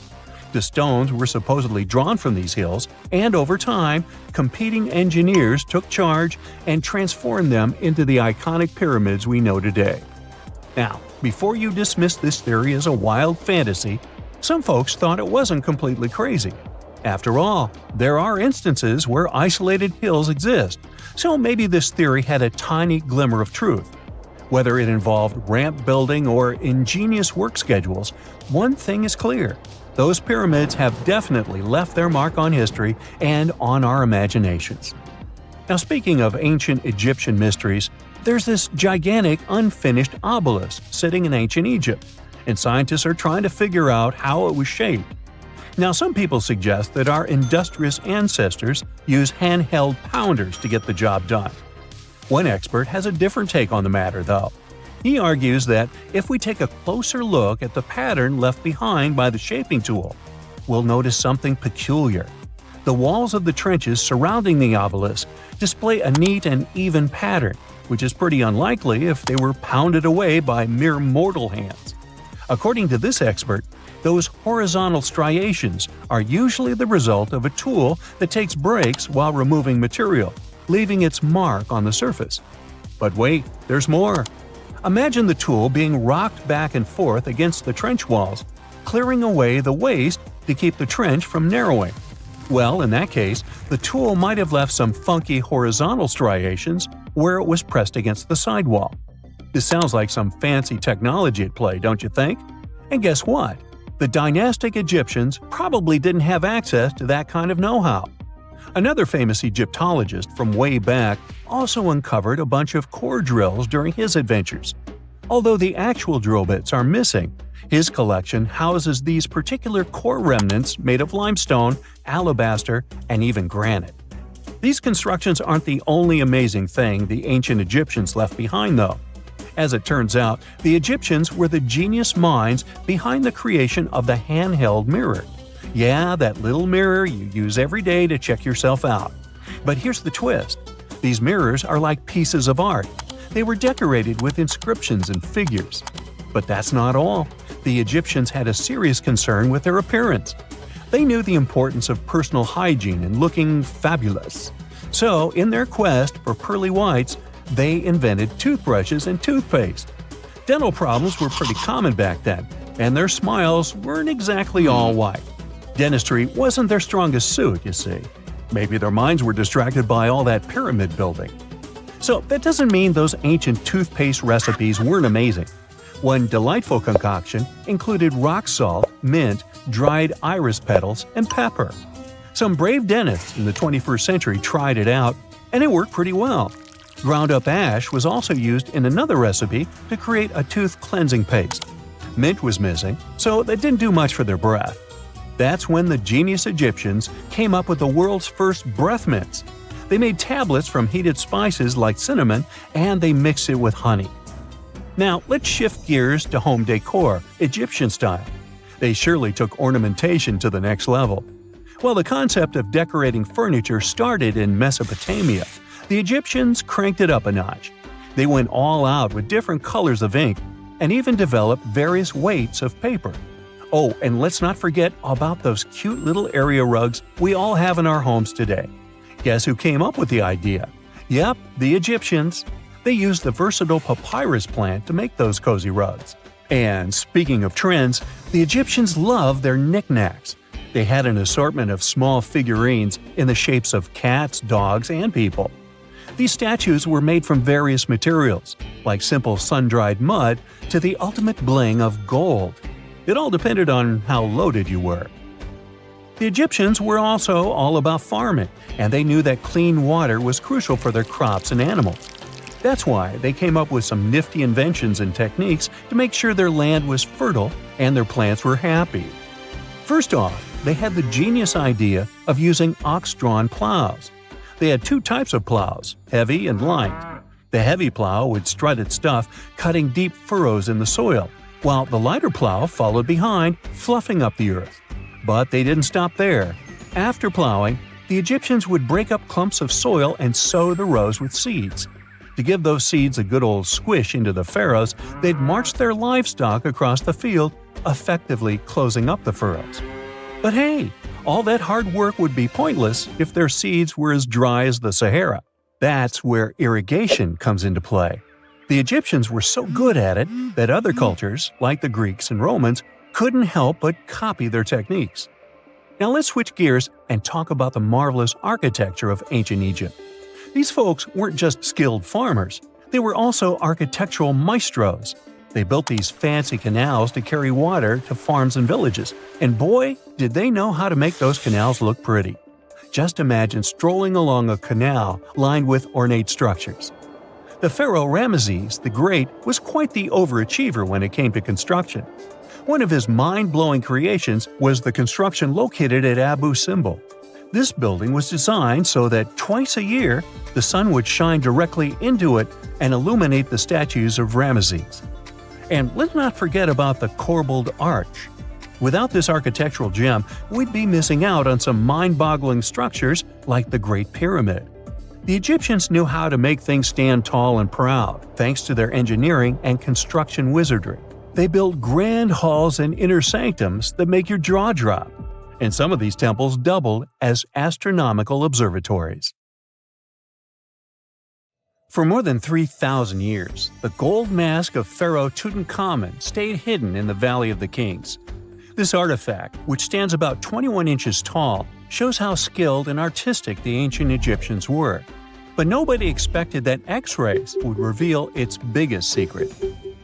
King Tut was the last ruler of his family during the 18th dynasty. He took the throne at just 9 years old, but ruled for only 10 years before he passed away unexpectedly. If we're being honest, back in ancient Egypt, he was mostly forgotten by the rulers who came after him. His tomb wasn't a big deal for them, so much so that even the grave robbers forgot about him. It might sound a bit sad, but the truth is that it was actually great news for us. Since his tomb was practically forgotten, it ended up being perfectly preserved. While the other tombs in the Valley of the Kings were looted, his remained sealed and untouched. So, when it was discovered back in 1922, it had over 5,000 precious objects inside. That made Tutankhamun basically an instant celebrity and one of the best-known pharaohs nowadays. Among the treasures was the most stunning piece, his golden mask. This mask is said to be an exact image of the king's face, or at least it was supposed to be, but we'll get to that later. The purpose of this accurate representation of his face was to make sure that his soul would recognize him in the afterlife and return to his mummified body. In ancient Egyptian beliefs, this would allow him to continue living in the afterlife. The details of the mask clearly looked incredibly difficult to create, but people didn't realize how complex it truly was until many years later. The first X-rays of the mask were taken in 1967. Back then, the main reason for these scans was practical – conservation. The mask was heading to Paris for an exhibition, and it was the first time it had ever left Paris. This would help them keep track of any changes during the exhibit. Plus, the images could give clues about how the mask was made. But back then, they probably didn't fully realize just how complex its construction was. I mean, Egyptian goldsmiths didn't use modern soldering techniques. So, how did they make this mask? New X-rays taken in 2007 gave us some answers. It turned out the Egyptians didn't use pure gold, which is 24 carats. The mask was actually made of 23-karat gold, meaning it was mixed with another material. So specialists discovered that the gold sheets contained a small amount of copper, a reddish-brown metal. This was likely done to make the material more flexible and easier to shape. They would then shape the gold sheets by heating and hammering them over and over again. But there was one more secret inside the mask that wasn't discovered until 2015. The year before, the staff at Cairo's Egyptian Museum were working on the mask display when the long beard of the mask accidentally got knocked off. Another theory is that the beard had become loose over time and just fell off. Either way, the fact that King Tut's beard came off caused a lot of stress. After all, we're talking about one of Cairo's biggest tourist attractions, so the experts had to fix the problem quickly. The restoration process started with a detailed recording of the mask's condition. To do this, they had to take a full three-dimensional scan of the artifact. And, by accident, they found something very interesting in the mask. Inside the royal beard, there is a gold tube, an intriguing structure that the Egyptians likely used to attach the beard to the rest of the mask. And that proved, once again, that the process of making this mask was even more complex than experts thought. But the mysteries don't stop there. Remember how we mentioned that the mask was thought to perfectly represent King Tutankhamun's face? Well, that might not be entirely true. Some popular theories suggest the mask was never meant for him and was actually made for someone else. A study published in 2015 suggested the mask was originally made for a female pharaoh, his supposed stepmother, the famous and beautiful Egyptian queen Nefertiti. The biggest clue comes from an inscription on the mask. At first glance, it seemed to belong to Tutankhamun, but after a close examination, researchers noted that something else was actually written underneath King Tut's name. The royal name stamp seems to have been altered, and originally it had something written on it that translates to Queen Nefertiti. There is another feature of King Tut's golden mask that was overlooked for years, which adds even more mystery.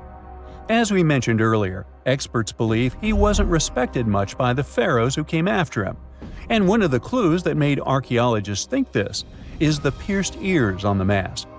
Some researchers believe that King Tutankhamun wouldn't have worn earrings after he was a kid. So, according to their theory, by the time he passed away at 18, he shouldn't have been represented with pierced ears. This could also support the idea that the mask originally belonged to Nefertiti, or maybe to someone who wasn't even connected to King Tut. But the mask isn't the only source of mystery. In fact, his whole tomb is full of puzzles. Recently, historians found a sign that the place where King Tut was supposed to be buried was changed at the last minute. For years, experts wonder why a pharaoh who ruled for 9 years ended up in such a simple tomb. When compared to the grandeur of other pharaohs' tombs, his tomb seemed, well, a bit plain. The idea that a king like Tutankhamun would have such an unremarkable resting place just doesn't match up with the power and importance he must have had in ancient Egypt. So, what happened? Well, apparently, this might have something to do with his successor, Pharaoh I. After King Tutankhamun passed away, researchers believe that I made sure to erase him from Egypt's history. So, one theory suggests that he was probably behind the quick decision to place King Tut's body in a smaller, less impressive tomb. When experts looked at I's own tomb, they found something interesting. There is a large wall covered in painted baboons. This is the same type of artwork found in Tutankhamun's tomb.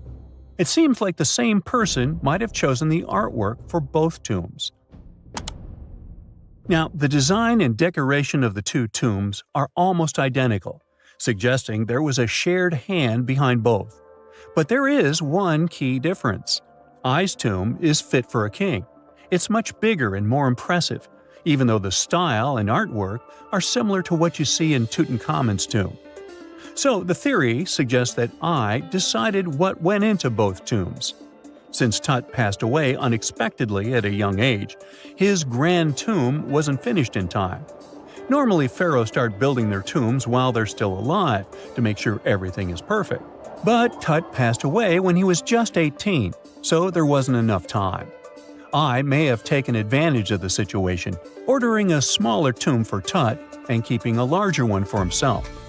Experts believe this theory explains why Tutankhamun's tomb is so simple and how I managed to wipe his memory from history so easily. But in the end, the story of King Tut's mask and tomb is full of mystery and intrigue. Each new discovery sheds more light on what really happened all those years ago. But one thing is for sure, the secrets of ancient Egypt still have much to reveal, and King Tutankhamun will continue to fascinate people for years to come. Whenever you hear about ancient ruins, you almost never picture them being suspended somewhere, or just randomly hanging on the branch of a tree, right? In fact, for most of the ancient artifacts we have exposed in museums all over the world, archaeologists did quite an impressive amount of digging. You see, buildings have this funny way of fading away over time if not properly taken care of.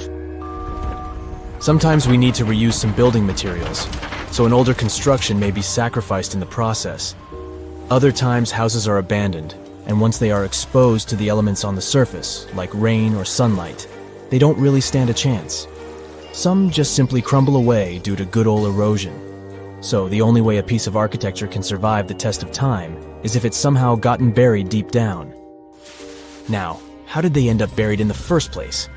Well, it's quite the comedy of errors. Ancient cities had a habit of gradually raising their ground level like a kid adding toppings to their ice cream sundae. You see, these settlements were always busy collecting food and building materials to keep up with their ever-growing population. But hey, who has time to deal with waste and rubbish? It wasn't exactly high on their to-do list back in the day. So when it came to building new houses, ancient civilizations found it much easier to save their sweat and tears by piling up the rubble and constructing right on top. But that's not all. Rivers would also occasionally flood and deposit a layer of sediment on the city floors, further encapsulating those ancient constructions. And in those dry regions like the desert, where the wind likes to show off its sand and dust dance moves, you can bet it was a constant struggle to keep the establishments clean. One hilarious example is the Sphinx, which had its head buried in sand until a group of archaeologists unearthed it in 1817. Some ancient towns eventually got covered up because they were completely abandoned. With less human activity to control their expansion, plant seeds couldn't resist the opportunity and sprouted all over the place. They gobbled up carbon dioxide from the air and grew, adding more and more bulk to the ground. Those cheeky roots even decided to stabilize the soil made from decaying plant matter, creating layers upon layers of earthy goodness. It's like the ultimate DIY project Mother Nature embarked on, with plants as her loyal helpers. The act of digging into the secrets of ancient civilizations is not just about unearthing a lost world. It's also an epic quest to reveal the hidden treasures beneath layers of history. But how do archaeologists know where to dig in the first place?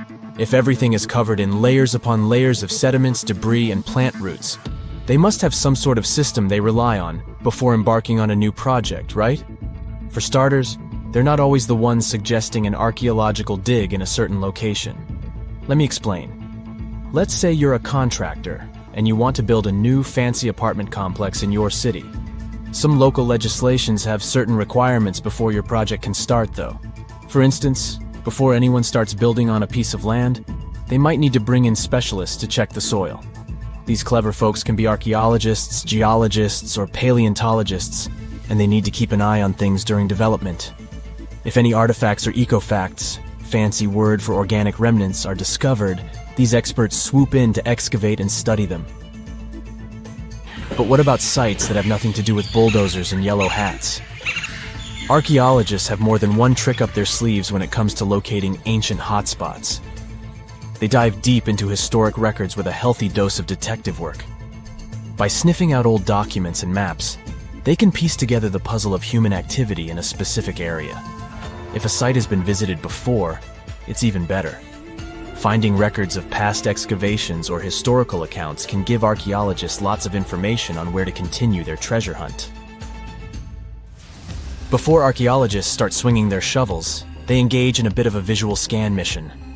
Armed with a grid system, they'll stroll around the site, keeping their eyes peeled for any artifacts that might be hiding just beneath the Earth's upper layer. From groundstone tools to historic glass and even ancient garbage dumps, yes, they're also valuable. These keen-eyed explorers can spot signs of human activity faster than most people. If they stumble upon midden soil, fancy term for a garbage dump, they know for sure that humans once called this place home. Archaeologists don't just rely on their trusty shovels, though. They have an arsenal of gadgets to aid in their search for hidden wonders. Geophysical tools are like their secret weapons. Take the resistivity meter, for example. This clever contraption measures the electrical component of the soil and any buried features or artifacts. A buried wall, for instance, will create a different resistivity reading than the surrounding soil. Magnetometers and ground-penetrating radar work in similar ways, showcasing potential hints of ancient treasures in the soil. And who could forget our trusty old friend, the GPS? It helps archaeologists map out precise locations, like a high-tech treasure map, leading them straight to their pot of gold. Care to virtually visit some of the most important archaeological sites in the world? Well, follow me. In the United Kingdom, for instance, you'll find this interesting place called Stonehenge. It's one of many henges scattered around, but this one really takes the cake. Picture this: massive ancient stones standing tall and proud, arranged in a funky outer ring and an inner horseshoe, with some smaller stones thrown in for good measure. And guess what? These amazing stones have been around for over 5,000 years. Talk about a serious case of rock-solid longevity. Now, here's where it gets interesting. According to local folklore, the legendary wizard Merlin whipped out his magic wand and poof! He teleported these massive stones all the way from Ireland. Apparently, some giants had assembled them there, but Merlin decided they would look much better at their new location. Others think it's just the ruined remains of an old Roman spiritual edifice. These amazing structures were built by our Bronze Age ancestors. With their simple tools and limited tech, they managed to create this monumental masterpiece. Impressive, right? Unfortunately, there's still so much we don't know about this area. Stonehenge's initial purpose remains a mystery to this day. Sure, there are lots of theories, but scientists have yet to agree on the subject. However, we do know that it's perfectly aligned to catch the sunrise during the summer and winter solstices. The ancient city of Pompeii is an equally amazing archaeological site. Picture this: Mount Vesuvius, a notorious troublemaker, decided to throw a volcanic tantrum and completely covered this ancient Roman city. It turned it into a time capsule, located outside present-day Naples in Italy. Fast forward to the year 1748, when a bunch of adventurous explorers stumbled upon Pompeii. Lo and behold, they discovered a treasure trove of well-preserved goodies: streets, houses, food. Probably a bit stale by then. Blingy jewelry, fancy sculptures, colorful frescoes, everyday household items, and even animal and human remains.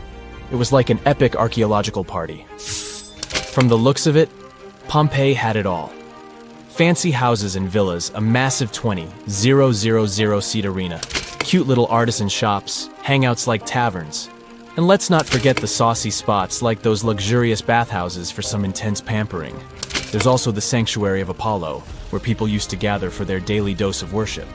And of course, the bustling heart of the city, the Forum of Pompeii, where all the cool people used to hang out. And guess what? Pompeii is so cool that it made it to UNESCO's World Heritage List back in 1997. That's like the ultimate Hall of Fame for historical awesomeness. It also includes many other famous buildings and sites, like the Taj Mahal in India and the Acropolis of Athens in Greece. No man shall ever find my tomb. That's what, according to rumors, Cleopatra once said. Rumor has it really wasn't about the gender.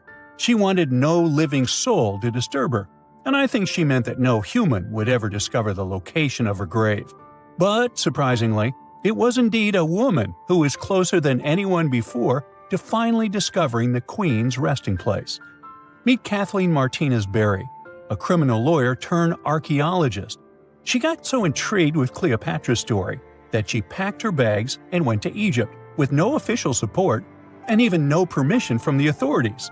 All she had was pure determination to find the Queen's tomb. Now, you could say Kathleen had always been ahead of the game. She skipped grades in school, mastered piano, chess, swimming, and martial arts, and grew up listening to top intellectuals debating in her home. And she even got her law degree at just 19, and archaeology was her side passion. She had never actually been to Egypt, never dug up a single artifact. But her fascination with Cleopatra went all the way back to an argument with her father in 1990. That day, she walked into his library looking for a copy of Antony and Cleopatra by Shakespeare. Her dad, Fausto Martinez, a professor and legal expert, casually called Cleopatra a seductress. Kathleen wasn't having it.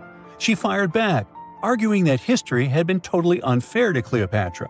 The Romans, she said, wanted to destroy her reputation, and for centuries, people had just believed their version of the story.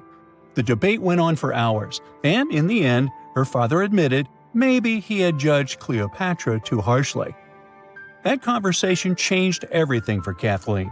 From that day on, she read every ancient text she could find, especially Plutarch's account of Cleopatra and Mark Antony. The more she learned, the more convinced she became that Cleopatra wasn't just some queen who fell for the wrong guy. She was a genius, playing a dangerous political game to keep Egypt independent. And the more she read, the more she started thinking, what if everyone had been looking for Cleopatra's tomb in the wrong place? That thought stuck with her.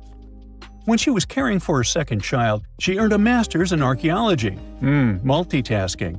That reignited an obsession that would take over her life, uncovering the truth about Cleopatra. Even though most experts believe that Cleopatra's tomb, along with the final resting place of 13 other Ptolemaic rulers, lies somewhere beneath modern-day Alexandria, Dr. Martinez has a different idea. She believes Cleopatra was buried at Taposiris Magna, an ancient temple dedicated to Osiris, the Egyptian deity of the afterlife. But she still needed an ancient foundation plate. These plates, about the size of a smartphone, were placed beneath important temple structures and often contained inscriptions explaining when and why the temple was built. If she could find a plate that confirmed the temple was dedicated to Isis, Cleopatra's patron deity, she'd have solid proof that this was the right place to look. Nothing could deter Martinez. She excavated the entire temple site, digging deeper than anyone before her. Her team found coins with Cleopatra's name and face stamped on them. It meant Cleopatra had a direct connection to this site. Then, they uncovered something even more interesting: a tunnel used to bring water to people, leading straight from the temple into the Mediterranean Sea. So, if parts of the temple had already sunken into the water, could Cleopatra's tomb be down there too? Martinez needed proof to convince Egyptian authorities to let her search underwater. And, against all odds, she found the missing foundation plate. On it, the pharaoh offered a large area of Nubia to deity Isis. That was it, the confirmation she needed. The temple was indeed dedicated to Isis, proving her theory wasn't just speculation. If one temple was on land, Martinez suspected the second temple, possibly Cleopatra's tomb, had collapsed into the sea. She needed help from experts in underwater archaeology, so she reached out to Robert Ballard, the guy who discovered the Titanic. With support from the Egyptian authorities, she and her team began exploring the waters off the coast of Alexandria. And what they found was mind-blowing. Underwater, they discovered massive stone structures, some standing 6 to 10 feet tall, right where the coastline would have been thousands of years ago. They also found basalt blocks, the same material used in the statues from the first temple. That meant one thing: those weren't just random rocks. They were the remains of a lost city, buried beneath the sea for centuries. Now, we can only wait and see whether Martinez and her team will be able to unravel one of the greatest mysteries of the past left by the outstanding woman that was Cleopatra. Here's some backstory. After her father, Ptolemy VII, passed away, Egypt's throne went to both Ptolemy VIII and Cleopatra, or so it seemed. Cleopatra, just 18 at the time, allegedly married her 10-year-old brother. Yeah, ancient royalty had some different customs, though there's no solid proof of that. But sibling love didn't last long. Young Ptolemy decided he wanted all the power for himself and tried to push Cleopatra out. Forced to flee the country, she didn't just sit around feeling sorry for herself. She raised an army, ready to march back and take what was hers. That's how, at 21, she was already in the Sinai Desert, leading an army and planning her return to the throne. Now, by that time, Cleopatra had already been locked in a powerful political, and not only political, alliance with Julius Caesar. In June 47 BC, she gave birth to a son, Ptolemy Caesar, better known as Caesarion, who, many believe, was Caesar's child. But that didn't stop her from playing by Egyptian royal rules. And her husband number 2, her other brother, Ptolemy XIV. Yeah, despite her ongoing affair with Caesar, Cleopatra married yet another sibling, because, in her world, keeping the throne in the family was the name of the game. Now, marriage aside, Cleopatra's bond with Caesar stayed strong. She even traveled to Rome with Ptolemy XIV for a state visit. But instead of playing the role of a dutiful queen, she stayed in Caesar's private villa by the Tiber River. But after Julius Caesar lost his life in 44 BCE on the Ides of March, Cleopatra's political standing became shaky. To make matters worse, her brother-husband Ptolemy XIV passed away soon after, and some suspect Cleopatra had a hand in it, leaving her as the sole ruler of Egypt. Meanwhile, back in Rome, Mark Antony was rising to power as Caesar's presumed successor. Wanting to size up the Queen of Egypt, he summoned Cleopatra, and she did not disappoint. Sailing into town on a lavish barge dressed as a deity, Cleopatra made quite an entrance. Antony was instantly mesmerized, so much so that he left his third wife back in Rome and followed Cleopatra to Alexandria, where their relationship turned into a full-blown royal affair. The two had 3 children together. Together, they waged war against Caesar's adopted son, Octavian, in a battle for control of the Roman Empire. The last time the queen was seen, she was in her mausoleum, dressed in full royal splendor, diadem on her head, lying on what Plutarch called a golden couch. When Antony and Cleopatra lost at Actium, Octavian's forces marched into Alexandria. Cleopatra apparently knew the end was near, so she locked herself inside her mausoleum, surrounded by gold, silver, pearls, and priceless art. Those were the treasures she threatened to burn rather than let the Romans take them. Antony, meanwhile, wasn't going to let the Romans capture him alive. He wounded himself with his own sword, but before he passed away, he was carried to Cleopatra's side. She held him as he took his last breath in her arms. A little over a week later, Cleopatra made her own choice. Rather than face humiliation as Octavia's prisoner, she ended her life. Legend says it was the bite of a deadly asp, though history isn't quite clear on that. At the time, Cleopatra was only 39. Sounds like a rather full life to me. A gruesome discovery took place in Egypt some years ago. You want to hear about it? 16 human hands, carefully buried in 4 eerie pits. They didn't look too much like human hands at first, since they were abnormally large, but they were. Weirdly, there were only right hands. No left hands were in sight. It turned out that it points to the practice of an ancient dark ritual. Old Egyptian art and tales talked of a ceremony where warriors would present the right hand of their adversaries as proof of victory and ask for gold in return. Egyptians believed in the afterlife, so cutting off someone's hand meant you cut off their power eternally. Guaranteeing this type of defeat was interesting to the winning party. Here, the fight was between Egyptians versus Hyksos, who lived in what was once known as Canaan. Egypt has always been the center of some history-changing findings, and some time ago, this papyrus was found. If we stretched it open, it would be just a tad bigger than the height of a skyscraper. The world's tiniest skyscraper, which is located in Wichita Falls, Texas. When humans didn't write on their notes app, they wrote on this thing, made from the medulla of a papyrus plant.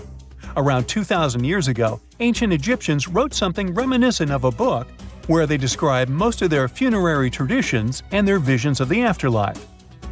It's considered one of the most important texts from ancient Egypt and is still sold in bookstores to this day. This ancient manuscript was unearthed from a chamber located just south of the Pyramid of Djoser, located in Saqqara. Oh yes, Djoser is the oldest pyramid in Egypt and not the Giza pyramids like most people think. So recently, the site of Saqqara buzzed with excited archaeologists who probably found one of Egypt's oldest complete mummies. They believe that this beautiful and well-preserved mummy was that of a wealthy man. He was discovered in a deep shaft, covered in layers of gold leaves. There are many symbols that show he was an important and wealthy man, like the band he wore on his head, the bracelet on his chest, and the fact that he was embalmed with a tunic, which was reserved for Egypt's finest. The most exciting part of the entire discovery was finding the resting place sealed with mortar, just as the ancient Egyptians had left it 4,300 years ago. Now this may sound weird, but back in 2008, archaeologists discovered a missing pyramid. Now it went missing because it deteriorated over the span of 4,000 years. Today, you can only see its base. It was a pretty important site back in ancient times. It is said that around the area of the pyramid, the ancients hosted a special type of ceremony where high priests would carry mummified remains of sacred bulls. Now here's a fun fact. Ancient Egyptians believed that Apis bulls were earthly incarnations of the city deity of Memphis and was connected to rites of fertility. It wasn't just any Apis bull though. They needed to be all black with a single white mark between its horns and a bunch of very specific characteristics. They were selected by the local priests and honored until they passed away. After that, they were mummified and buried in underground galleries. Meanwhile, this missing pyramid sort of disappeared around the 1800s. It was a German archaeologist who first found it in the village of Saqqara. He called it the Headless Pyramid when he first found it. But then, years after the official discovery, the desert sand came along and covered the whole thing. There were some excavations between the 19th and 20th centuries, but they weren't too systematic. That's why scientists were so thrilled when they dug an entire pyramid's base after removing the 25-foot mound of sand that was covering it. Oh, and it turns out American archaeologists are excavating a cemetery in Egypt that could contain over 1 million mummified bodies. So far, archaeologists have dug around 1,700 mummies. One of the main differences from other classic Egyptian mummies is that these people weren't kings and pharaohs. They were commoners that most likely lived about 1,500 years ago, when Egypt was controlled by the Roman and Byzantine empires. The name of the cemetery is cool though, the Way of the Water Buffalo, just in case you want to check it out on your next trip. Other than bulls and buffaloes, ancient Egyptians also liked baboons. Are you seeing a pattern here? In the beginning of the 20th century, archaeologists discovered a site filled with mummified baboons in a place called, guess what? The Valley of Monkeys. An animal wouldn't have been mummified if it wasn't considered important. Certain animals were more important than others, since they were linked to specific deities. Jackals were connected to Anubis, the ancient god of the afterlife, and cats were likened to the female deity Bastet. Baboons were a pretty big deal, since they were believed to be connected to Thoth, the deity of wisdom and advisor to Ra, one of Egypt's supreme deities. The archaeologists who studied these animals weren't too happy. They think these baboons were kept inside and were deprived of sunlight for most of their lives. They had extreme vitamin D deficiencies and they were poorly fed. Maybe Thoth got angry with these baboon keepers. Just a guess. Since there's never a boring day for archaeologists in Egypt, they also found human mummies with golden tongues. Since Egyptians were all about the afterlife, they believed that golden tongues might help a person speak once they pass to the other side. I mean, it's a long shot, but hey, why not? Some of these mummies were placed in wooden coffins with goods, such as necklaces, pottery, golden artifacts in the shape of lotus flowers, and scarab beetles, and iPhones. Just kidding. A new temple was also unearthed recently in Egypt. Scientists believe it was dedicated to honor Zeus Cassios. That deity would be a cross between Zeus, the almighty Greek deity of the sky, and Mount Cassios. While digging around the Sinai Peninsula in Egypt, archaeologists spotted 2 pink granite columns poking out of the ground, and bingo. They believe these columns represented the temple's front gate and collapsed during an earthquake many years ago. And speaking of deities, there weren't only super serious deities. Recently, scientists unearthed a golden ring in a city south of Cairo. No, Frodo, it's not magical. It was a normal gold ring, but it had the depiction of the deity of fun, officially named Bes. This deity is often described in sacred texts as a happy chubby dwarf. Today, many tattoos we get are sorta deprived of any sense and are made of aesthetic purposes only. In ancient Egypt, though, women would get tattoos as a token of protection for childbirth. That's what scientists think, at least. Around the Nile region, scientists found some mummies that had well-preserved tattoos, which is a rarity since the skin deteriorates so easily. 2 of these women tattooed their lower backs, and the drawings were simple. They were mostly pictures, including that same chubby dwarf we just talked about, Bes. He also had a side hustle as the protector of women during childbirth. Now, would you believe me if I told you ancient Egyptians invented robots? No? Well, that's because that's not entirely true. Sure, they were astronomers, mathematicians, and engineers, and somehow they also squeezed an eccentric invention into that package – an automated deity some scientists called Hathor. This wooden statue had been in the Metropolitan Museum of Art for years before someone noticed its secret. With the help of an X-ray machine, specialists discovered a mechanical operating system inside it. The pulley-like axis goes from the statue's shoulder to her left leg. When the system rotates, the statue raises and lowers her hand. Hey, pick me, pick me! Consider the Great Pyramids, one of the original 7 wonders of the world and the only one that still exists today. Did you know that the pyramids of Giza weren't the only pyramids out there? And they weren't even the first ones. First, there were the pretty good pyramids, but they didn't catch on. Nah, I made that up. Back to the story. In ancient Egypt, it was believed that kings were chosen by gods to serve on earth as their mediators. In the afterlife, they were expected to become gods themselves. The pyramid complex was built to make sure that the king had everything they might need in the afterlife. The complex included the pyramid, a palace, and temples. The tomb in the pyramid, where the king was buried, was filled with many things they might need, like furniture, food, and gold vessels. Actually, the first pyramid had been built 80 years before the first pyramid of Giza appeared. Overall, there were around 100 of them. Some weren't finished though, since the construction took a while and not every pharaoh lived long enough to see the end of the construction. And now let's talk about the construction itself. The biggest of the pyramids of Giza is as tall as a 40-story building. So how on earth did they manage to build a structure that massive 5,000 years ago, long before machines and other equipment appeared? Well, let's figure it out. So Pharaoh Khufu ascended the throne around 2575 BCE, and his architects started the construction of the oldest and biggest of the pyramids of Giza. He figured that over 2 million limestone blocks had to be used to build the pyramid, each weighing around 2.5 tons, around the weight of a rhino. The architect wanted to finish the construction in 20 years. To make it possible, a stone had to be carried and pushed into place every 4 minutes, 24 hours a day, 7 days a week, and 365 days a year, except leap year. So obviously, a lot of workers were needed to make it happen. Many believe that it was enslaved people who worked at the pyramid's construction site, but that's not true. Workers came from all over Egypt to contribute to the project. All in all, around 25,000 of them.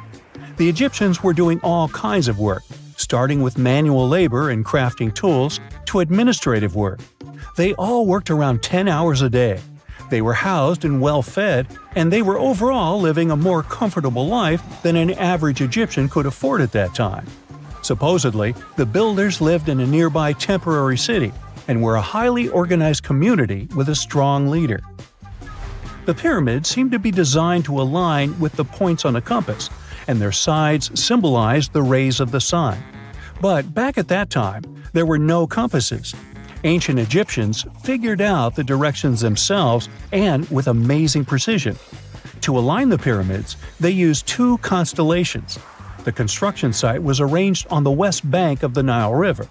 This also had a symbolic meaning.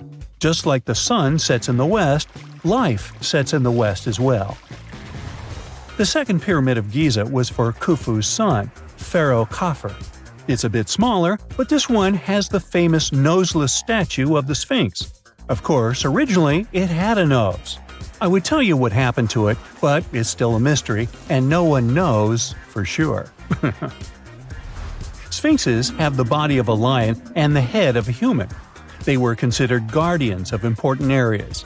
This famous sphinx, also pronounced sphinx, has the head of Pharaoh Khafre and is guarding his pyramid, facing the sunrise. The sphinx is one of the biggest and oldest statues in the world. Originally, it not only had a nose, but was also painted. Scientists have discovered traces of the red color of its face. So, most likely, the sphinx was painted red. There are also remains of yellow and blue color on its body. The statue definitely wasn't boring. Till around 1800, the Sphinx was buried up to its shoulders until an adventurer with a team of 160 men dug it out. But let's get back to the construction. The workers, of course, needed stone blocks. There were two main places where people could get these stones. One source was close to the construction site, but that fossil-lined yellow stone was only suitable for the pyramid's interior. The limestone blocks for the exterior were hauled from 8 miles away on 30-foot-long sleds. Apparently, it wasn't too hard to pull them. The sand mixed with the right amount of water was pretty slick, and 10 people could move a sled even with a rock weighing so much. Surprisingly, cutting off a block of limestone wasn't the biggest problem. When in the ground, it was soft and could be split relatively easy. But after getting exposed to the air, limestone hardens. So the most difficult part was to shape the blocks. That step was crucial because the smallest inaccuracies could lead to the whole pyramid collapsing. So, okay, those limestones were mined, carried on a sled, shaped, and then what? How could they be put into place? Well, this is still a mystery. Archaeologists have discovered the remains of a ramp system that dates back around the time the pyramids were being built. So historians have come to the consensus that, most likely, the Egyptians designed a unique ramp system to move and pull huge stone blocks. The most common opinion is that there were several ramps around the pyramid.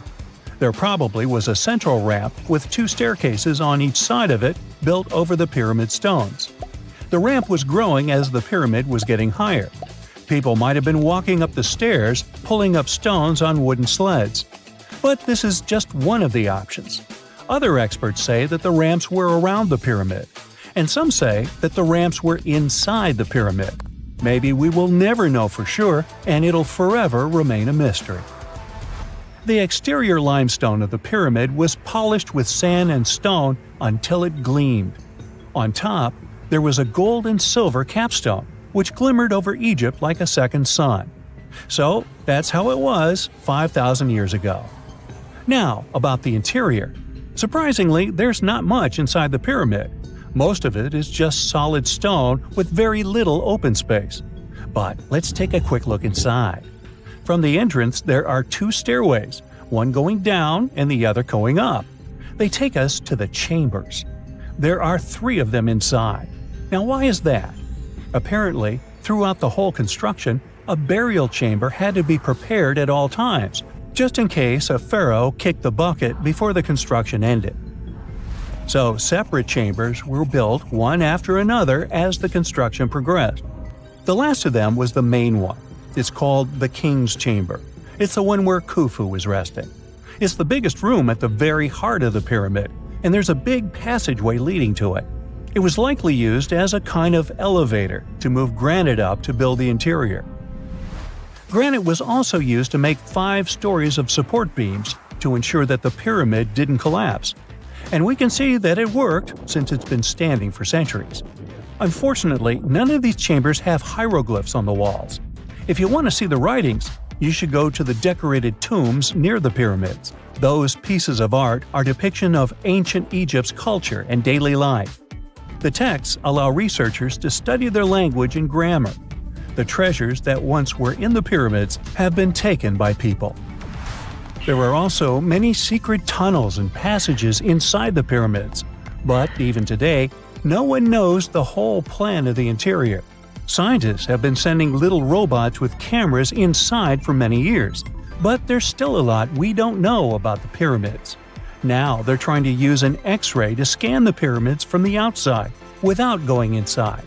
So yeah, Ancient Egyptians did create a mystery no one has been able to crack for 5,000 years already.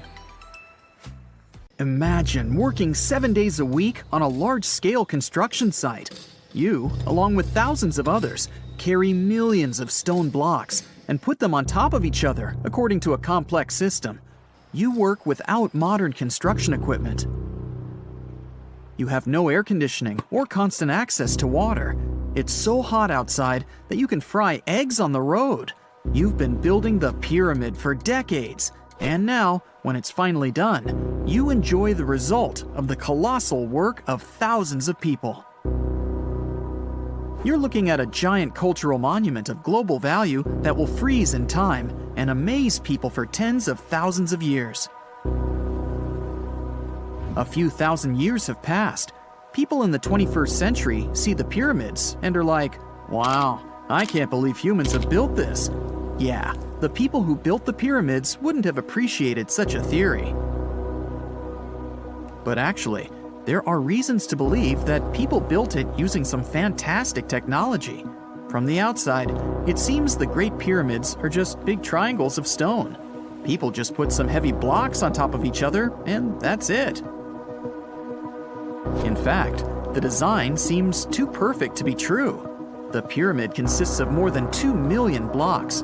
They lay so close to each other and are so even that you couldn't squeeze even a thin sheet of paper between them. Scientists still can't figure out the exact technology for building the Egyptian pyramids. One of the biggest and most famous is the Great Pyramid of Giza. This huge construction, well known all over the world, has one big secret. There should be a capstone on top of the pyramid. It's a triangular-shaped stone block, a small pyramid on top of a huge one. It's also called a pyramidion. The builders of ancient Egypt made it out of granite and limestone and covered it with gold. No records or old drawings prove that there was a pyramidion at the top of the Great Pyramid of Giza. But there's another ancient Egyptian structure with such a triangle, the Red Pyramid. It was built before the Great One, and its capstone has survived to this day. Archaeologists have found and reconstructed it. But where could the capstone of the Great Pyramid be? It's a mystery that still has no answer. Some are sure that some thieves have stolen it from the top. Maybe they just climbed up and pushed the pyramidion down. It makes perfect sense. The capstone was probably the most valuable element of the pyramid. Many scientists and archaeologists still don't know its exact purpose. Some believe that this peak covered with gold glorified the pharaohs. The capstone reflected moonlight at night and illuminated the entire space around it. During the day, the capstone reflected sunlight with its shiny surface. You could have noticed it from afar. The top of the pyramid was a kind of guiding star for lost travelers. All other stone blocks of the pyramid consist of limestone. People polished them to make them look shiny. In the past, they were even glowing and reflected light. You could see glowing pyramids from space, although they looked like tiny lights. Over thousands of years, winds, sandstorms, and rains have changed the pyramid's appearance. If people had taken care of them all this time, they would have looked like something out of science fiction movies, or the pyramids from Las Vegas. But unfortunately, we will never see their original appearance. Some archaeologists and scientists believe that the capstone could absorb the sun's energy and distribute it evenly throughout the pyramid. No one knows precisely why the Egyptians needed this technology. There's a theory the pyramids are ancient energy systems. The pharaohs applied this energy to use some unique technologies that were more advanced than all the achievements of the 21st century. And the triangular shape of the pyramids was ideal for boosting this electromagnetic energy. In theory, solar radiation, or electromagnetic forces, accumulated at the top of the pyramid, filled the inner rooms, and then went down the walls to the base. Any surface distortion could prevent the flow from spreading, so they had to create a perfectly smooth surface. That's why they installed the blocks so that nobody could squeeze a needle or razor blade between them. Many people believe in this theory because they built the pyramids from limestone. This material can hold energy inside itself. In the inner part, they created granite deposits to cause air ionization, that is, to create an electric charge. They also dug channels under the pyramid for water to transmit electricity. And at the top, they put a gold capstone, the best conductor of electricity. So, this is how you get a great power generator. Different cultures used similar technologies to create electricity all over the world. But these are all theories. If it had been working, humanity would have used these technologies today. There are mentions of the metal industry, chemistry, engineering, physics, mathematics, and astronomy in some ancient records. Most scientists don't believe in all these things. We know the detailed stages of the technology's development in different cultures. In the 21st century, scientists, historians, and anthropologists can track the evolution of all modern devices. If people had created some technological inventions in ancient times, the history of the world would have looked different. Perhaps all the achievements of antiquity could have been wiped off the face of the earth by global cataclysms, and it can happen to us. Just imagine how people would dig up a laptop in 5,000 years. Perhaps they wouldn't understand what kind of device it is. Another Egyptian wonder surrounded by mystery is the statue of the Sphinx. The Egyptians carved it out of a single massive piece of limestone about 4.5 thousand years ago. But scientists still don't know the exact date of its construction or who built it. People painted the Sphinx in different colors, so it looked much brighter and more vivid in the distant past. It was shining just like the Great Pyramids. Anyway, time hasn't only changed its appearance, but its name too. Initially, the Egyptians called it Hora-Mekhet. The Greeks renamed it the Sphinx about a few hundred years after it had been built. The Sphinx emphasized the greatness of the rulers of Egypt. It also performed a symbolic function of a watchdog guarding the tomb of the pharaoh and the paths leading to it. This version sounds realistic, since archaeologists have discovered many secret entrances at the foot of the Sphinx. Perhaps these rooms and intricate tunnels lead to underground halls with treasures. And treasures don't always mean gold and jewelry. According to legends and theories, the Sphinx guards the Hall of Records, the storage of all humankind's knowledge. The information about the ancient mythical state of Atlantis could be there. You can find many detailed maps of the internal dungeons of the Sphinx on the internet. They show structures 12 stories deep under the statue. It looks like a small city filled with gold, scrolls of knowledge, and various ancient artifacts.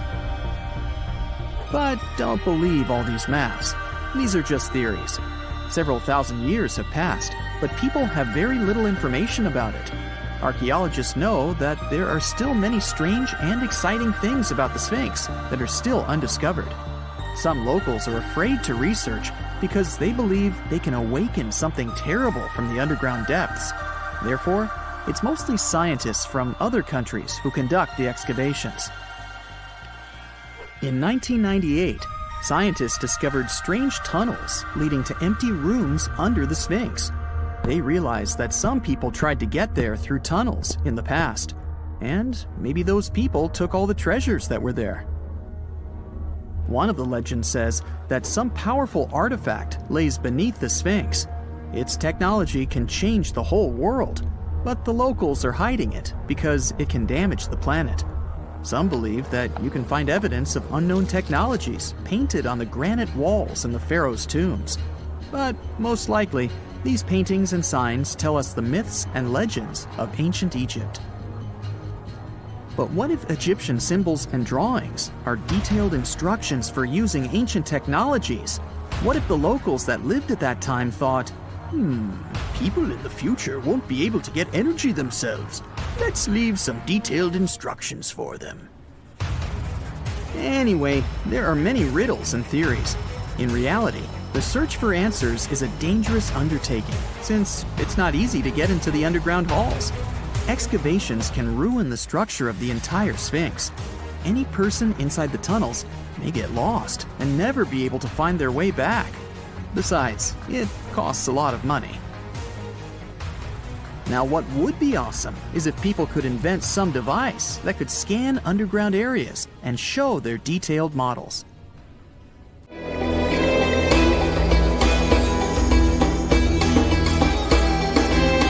The Great Pyramid was created as the final resting place of ancient Egyptian monarch Khufu. According to legend, French leader Napoleon entered the Great Pyramid and came back out looking shaken and super pale. He never revealed what he saw inside, but whatever it was is said to have affected him for the rest of his life. When Napoleon entered the pyramid, he would have walked through a super tight and ascending passageway. He'd then go through another passageway, known as the Great Chamber. This corridor would have been much taller than the previous one, and would have cobbles too. He'd then reach the King's Chamber, the centerpiece of the Great Pyramid, which was lined with huge blocks of granite. But it wouldn't have looked as grand as we might imagine. There are no hieroglyphics decorating its walls, as Egyptians only began decorating the burial chambers of pyramids much later on. The pharaoh's tombs deep inside the pyramid would have also been filled with treasures, from chunks of gold to the world's most expensive jewelry.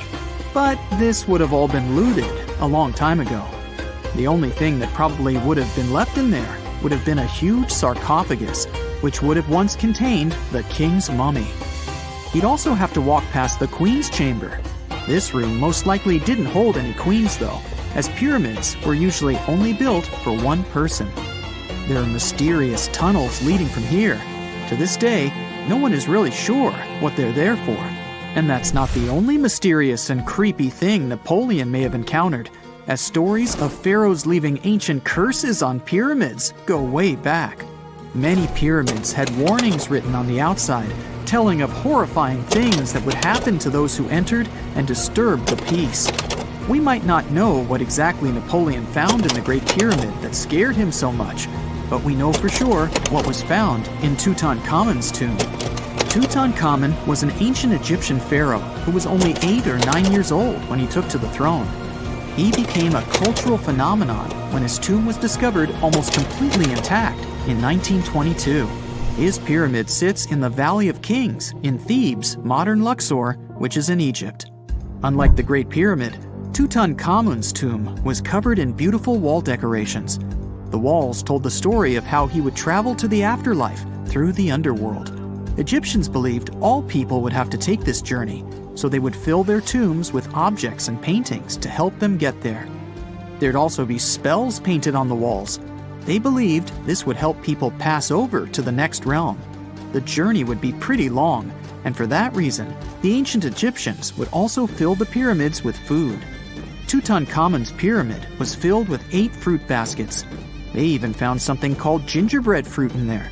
The rooms were jam-packed with furniture, statues, clothes, and staffs, amongst a whole bunch of other things.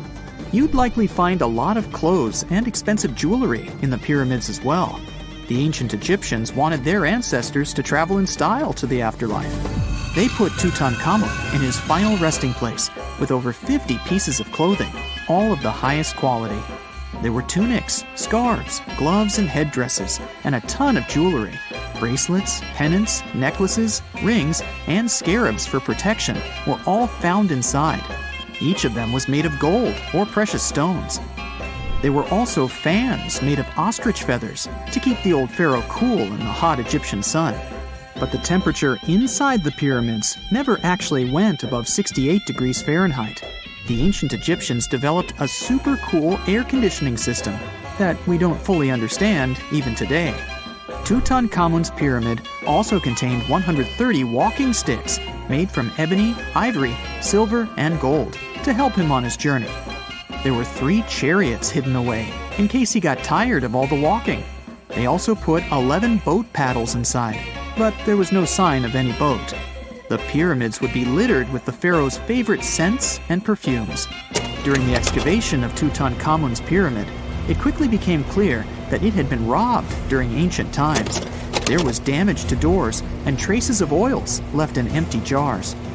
It looks like someone raided the pyramid for gold and the scents, perfumes, and oils that had been left for King Tut. There was still a bit of perfume, which was made from coconut oil and frankincense, left in one bottle. It seems like Pharaoh Tutankhamun loved board games. There was an ivory traveling set of senet in his pyramid. Although we don't know for sure exactly how to play it, we have figured out it was sort of an ancient Egyptian version of backgammon. It looks like it was a two-player game where the goal was to knock your opponent off the board. Not really sure who Tutankhamun's mummy was supposed to play with, though. The ancient Egyptians had some rituals that may seem pretty strange to us. For example, they used to shave their eyebrows off if they ever lost a cat. So it's not too surprising they put some really weird things inside pyramids.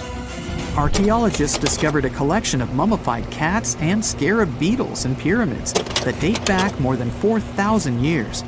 They were found in the pyramids of Saqqara, which is south of Cairo. They also found a bunch of makeup kits and mirrors inside. Makeup was worn proudly by both men and women in ancient Egyptian times. Eyeliner was the most popular cosmetic. The Rosetta Stone was one of the best discoveries ever made in pyramids. It was found by our man Napoleon Bonaparte and his team. It's a black granite rock that dates back to 196 BCE. It's transcribed in Greek, Demotic, and hieroglyphic. When it was translated in 1822, we got the key to understanding ancient Egyptian hieroglyphics for the very first time. The discovery of Queen Hatshepsut's mummy in 1903 changed our understanding of the Egyptians forever. After she had passed away, her successor, Thutmose III, removed most of the evidence of her reign, so we basically knew nothing about Egypt's first great female leader. She's now gone on to become one of the few and most famous female pharaohs of Egypt. Pharaoh Khufu even had a fully fledged boat in his pyramid. Archaeologists uncovered more than 1,200 pieces of a giant boat near the Great Pyramid at Giza. They reassembled the boat, and it's a whopping 144 feet long. It's most likely a solar boat, which was designed to carry the resurrected king with the deity Ra. Fun fact, the Pyramid of Giza is the last remaining of the 7 wonders of the ancient world. The other 6 are the Hanging Gardens, the Colossus, the Temple of Artemis, the Mausoleum, the Lighthouse, and the Statue of Zeus. This pyramid was also the world's tallest man-made structure for 3,800 years, and it's the biggest pyramid in Egypt. It took a staggering 2.3 million blocks of limestone, and some weighed as much as 80 tons. It took an incredible 100,000 laborers and a whopping 23 years to build. Its original height was a mega 480 feet. In 2017, archaeologists discovered something weird about Egypt's Great Pyramid. There's a hidden void that's at least 100 feet long, and no one really knows why it's there or what's actually inside it. The weird void is the first inner structure discovered within the 4,500-year-old pyramid since the 1800s. Scientists used cosmic rays to detect the massive hole, but are still no closer today to finding out what's inside. The ancient Egyptians took a lot of care building the pyramids, and everything was strategically placed and structurally sound, so it's super unlikely that this hole is due to blocks falling over time. Loads of pyramids also contain small model figurines called ushabti. These represented attendants. They believed they would come to life to serve the pharaohs in the afterlife. But it's amazing that all this stuff actually fit inside. There isn't actually a huge amount of space inside the structures. It's mostly just rock. The ancient city of Taposiris Magna is hidden on the northern coast of Egypt. These days, it has very little of its former glory, but what lies beneath it may hold the secret to uncovering a famous mystery, that of Cleopatra, the most memorable Egyptian queen in history. The recently discovered tunnel is also known as a geometric miracle for its time. Excavations have uncovered a 43-foot-long structure below the ground, which is partially submerged in water. Its shape and construction technique are similar to that of the Eupalinos Tunnel, another amazing ancient discovery. This one is located in Greece and was built by excavating simultaneously from 2 points, aiming to have them meet in the middle. The use of math and geometry to make this construction was astonishingly precise for those days, more so since it was built near a mountain. Archaeologists that have been working on the Taposiris Magna site since 2004 believe this tunnel may lead to the lost tomb of Cleopatra. The clues they found so far seem to back up this theory. For starters, the city and its temple were built by one of Cleopatra's ancestors, Ptolemy II. All the architecture seems to indicate it was dedicated to the ancient spirit Osiris and his queen Isis. Throughout her reign, Cleopatra did try to associate herself with Isis, so it may be no surprise she chose this location as her final resting place. Scientists have yet to pinpoint Cleopatra's tomb, but research continues with the help of modern technology. To study this location better, archaeologists have even used a special device called ground-penetrating radar.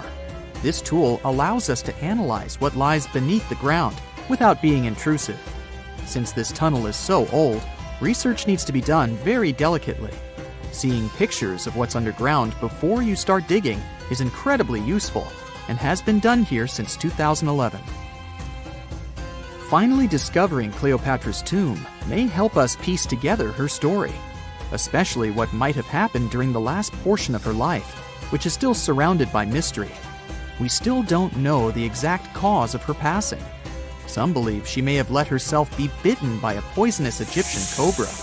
Others have suggested that she was well accustomed to toxic substances, even hiding some in her hairbrush in case she ever needed it. But that's not to say she chose to use it on herself. We do have a lot of other interesting information on Cleopatra that's equally as impressive, like the fact that she had a stylist. Most of the images you've seen depicting this famous queen show her wearing black eyeliner. This look was put together by Airas, a woman known to have been her personal beautician. She traced the long line from her eyes to her temples, a makeup technique still used today to enhance the eyes. Airas was an important figure throughout Cleopatra's life, known also as her confidant and close friend. There are even theories that suggest Airas was there by her side when she passed away. Despite her well-thought-out looks, Cleopatra wasn't as pretty as she's described. Or at least, that's what recent research has pointed out. Sure, if we look at movies and modern imagery, she's depicted as this incredibly beautiful woman with symmetrical and delicate features. However, if we look at coins showcasing her image from back in the day, her looks are rather average. Her image on the coins might have been adjusted, too, to make the queen look stronger in the eyes of her people. So there is no trusted source available to confirm her image, but her description in most pieces of ancient literature speaks of her other qualities, like her voice and personality, not of her beauty. Cleopatra might have been the most famous Egyptian queen to this day, but she wasn't the first choice. She did have an older sister, Berenice, that was initially supposed to take the throne. Berenice passed away before she could do that, so Cleopatra took on the role and began investing in her education. She traveled throughout the country quite frequently, so she could become accustomed to her people and their needs. She was only 18 when the responsibilities were passed down to her, and immediately gained popularity because of her intelligence and education. Her taste in literature was quite good too. She was known to be a fan of Homer, the famed Greek philosopher and poet. Cleopatra loved to write as much as she loved to read. There are even claims that she wrote a book on medicine and cosmetics, but we have no evidence to this day that such work ever existed. Part of being a great leader back then meant you had to speak multiple languages.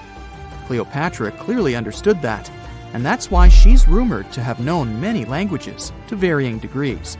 Some archaeologists suggested she spoke Greek, Egyptian, and Ethiopian, as well as many Arabic dialects.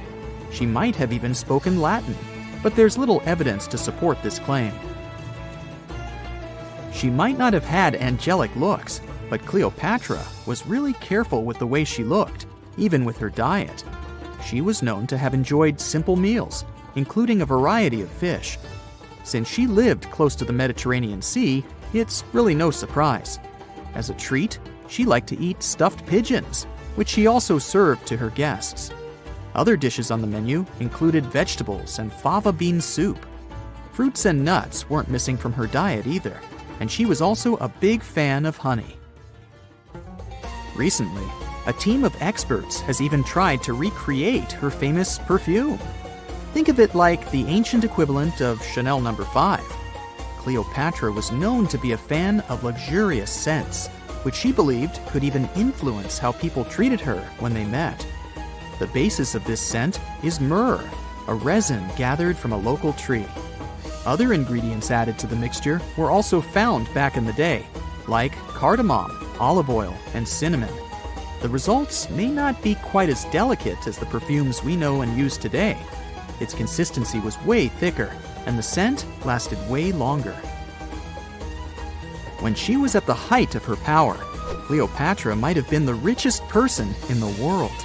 Back in the day, she ruled over a territory that stretched across the Mediterranean, from modern-day Libya in the west through Egypt to Syria in the east. This is the largest territory ever ruled over by a woman. In today's currency, her worth might have been somewhere around $95 billion. The calendars we use today may have been introduced by Cleopatra herself. She presented the idea of leap years and leap days to Caesar, the Roman emperor she was known to have been close with. Taking her advice, Caesar made these adjustments part of the official Roman calendar. The ancient Egyptians already knew the year was longer than precisely 365 days. They discovered this by studying the brightest star in the sky, called Sirius, and concluded that a year is actually 365 and 1/4 days long. It was Elizabeth Taylor that famously introduced Cleopatra to pop culture when she played her in the 1963 film bearing the same name. Up until that point, it was the most expensive film ever made. It was originally supposed to cost somewhere around $2 million, but ended up costing a mind-boggling $44 million. That's mostly because of script and production issues. To make this iconic movie, producers created 79 sets from scratch, as well as over 26,000 costumes for the cast. Elizabeth Taylor's Cleopatra costumes alone cost somewhere around $200,000. Thankfully for the producers, the movie made headlines and was well received by critics, making it a box office success. A lot of people associate Cleopatra with another famous Egyptian ruler, King Tutankhamun, nicknamed King Tut. Surprisingly, apart from both of them being Egyptian pharaohs, they have nothing else in common. For starters, King Tut lived around 1,300 years before Cleopatra did, and there is also no connection regarding their ancestry. Cleopatra had Macedonian Greek roots, while King Tut was a native Egyptian. And now we're off to almost 5,000 years ago. Let me take you to ancient Egypt, where back in 2550 BC, guess what? The construction of the Great Pyramids of Giza started. People learned to build cathedrals and skyscrapers, but it wasn't until recently that these massive buildings appeared. It's still a mystery to even modern scientists how these pyramids were built 5,000 years ago. No wonder they are one of the 7 wonders of the ancient world. They're also the oldest of them and the only wonder of the ancient world that still exists in the 21st century. It must have taken a lot of cooperation to build a thing that massive, even for today's metrics. But the Giza pyramids weren't the first pyramids ever. The first one, called the Step Pyramid, was built around 80 years before the first Pyramid of Giza in 2630 BC for King Djoser. It wasn't meant to be extraordinary, but ended up being quite impressive. It was a pyramid of 6 stepped layers of stone. It was 204 feet high, which is as tall as a 19-story building. And it was the tallest building that existed at that time. It wasn't just a pyramid though, it was surrounded by a whole complex of buildings, including even courtyards. In ancient Egypt, people believed in the afterlife, so everyone, especially kings, wanted to make sure they had everything they needed to get ready for it. Here's why the pyramid complex was perfectly supplied with a lot of objects people used every day. The complex included a pyramid and a kind of a palace. Those buildings had many things the king loved and might need one day, like furniture, food, and gold vessels. After Djoser, building pyramids became common practice, but many pyramids weren't finished. It would usually take about 20 years to build one, but many rulers reigned way less than that. Overall, there are more than 100 pyramids. The most famous pyramids are the Great Pyramids of Giza. The first one and the biggest one was built for Pharaoh Khufu, around 2550 BC. Initially, it was 481 feet tall, which is as tall as a 40-story building. The second pyramid was built for Khufu's son, Pharaoh Khafre, around 2520 BC. It's just a bit shorter, usually standing at 471 feet high, a 39-story building. This is the pyramid with the famous statue of the Sphinx. Sphinxes have a lion's body and a human head. They were built to guard important areas. This one has the head of Pharaoh Khafre and is guarding his pyramid, facing the sunrise. The Sphinx is most well known and is one of the world's biggest and oldest statues. Originally, it had red color and did have a nose. It's still possible to see the trace of red pigment by its ears. But no one knows exactly when the nose disappeared. For some time, the Sphinx was sort of hidden underground, being covered with sand up to its shoulders. Luckily, in the early 1800s, an adventurer with a team of 160 people dug it out. The third pyramid of Giza is the smallest one, being more than twice shorter. Originally, it was 218 feet high, about the height of a 20-story building. Built in 2490 BC, it was a pyramid for Khafre's son, Menkaure. The pyramids are designed to align with the points of the compass, and their sides symbolize the rays of the sun. But back at the time, there were no compasses. Ancient Egyptians figured out the directions themselves, and with amazing precision. To align the pyramids, they used two constellations. Originally, the pyramids were covered in smooth white limestone and had a gold-silver top to reflect the sun. Later, the white limestone was taken from the pyramids by other kings and used for other buildings. Scientists estimated that ancient Egyptians used about 2.3 million stone blocks to build the first pyramid. Each block weighed more than 1 ton. This is the weight of a rhino. Some blocks were even bigger, being almost as heavy as an elephant. 4.5 millennium ago, there was no modern equipment to help build it. There were no machines, no wheels, and even no steel. The only metal available to them was copper. Even today, scientists aren't sure how the Egyptians managed to build the pyramids. There are no records left that would shed light on it. Some even think that Egyptians wanted to keep it as their secret and didn't even record it on purpose. Many believe that poor people and foreigners built the pyramids, but it's not true. Actually, the builders were very skilled workers, and they were fed and paid well. The archaeologists claim that the builders lived in a nearby temporary city and were a highly organized community with a strong leader. Scientists say that around 20,000 people worked on each pyramid complex, and it took about 20 years to build each. It probably was a national project. The construction site was large in resources, and food and essentials were likely to be contributed from all parts of Egypt. Even with all that support, it remains unclear how people managed to cut, transport, and assemble those huge stones. One of the theories suggests the stones were most likely transported on boats down the Nile River. Then, there was a harder part. They had to be moved to the construction site. For that, they probably used wooden sleds. It wasn't very hard to pull them because the sand mixed with the right amount of water was pretty slick. And 10 people could move a sled even with a rock weighing 1 ton pretty easily. Finally, one last problem. The stones had to be lifted and put into place. Archaeologists have discovered the remains of the ramps system that dates back to when the pyramids were built. Most likely, the Egyptians designed a unique system to move and pull huge stone blocks, but no one knows what it looked like exactly. The most common opinion is that there were several ramps around the pyramid to help move the blocks. The ramp was growing with the pyramid getting higher. They suppose people were walking up the stairs, pulling the stone on the wooden sled up in the middle on the sandy ramp. But this is just one of the options. Others say that the ramps were going around the pyramid. Some say the ramps were inside the pyramid. But we'll never know for sure, and it'll forever remain a mystery, just like the ancient Egyptians wanted. Surprisingly, there's not much inside the pyramids. Most of it is just solid stone with very little open space. But let's take a quick look inside the biggest of the pyramids of Giza.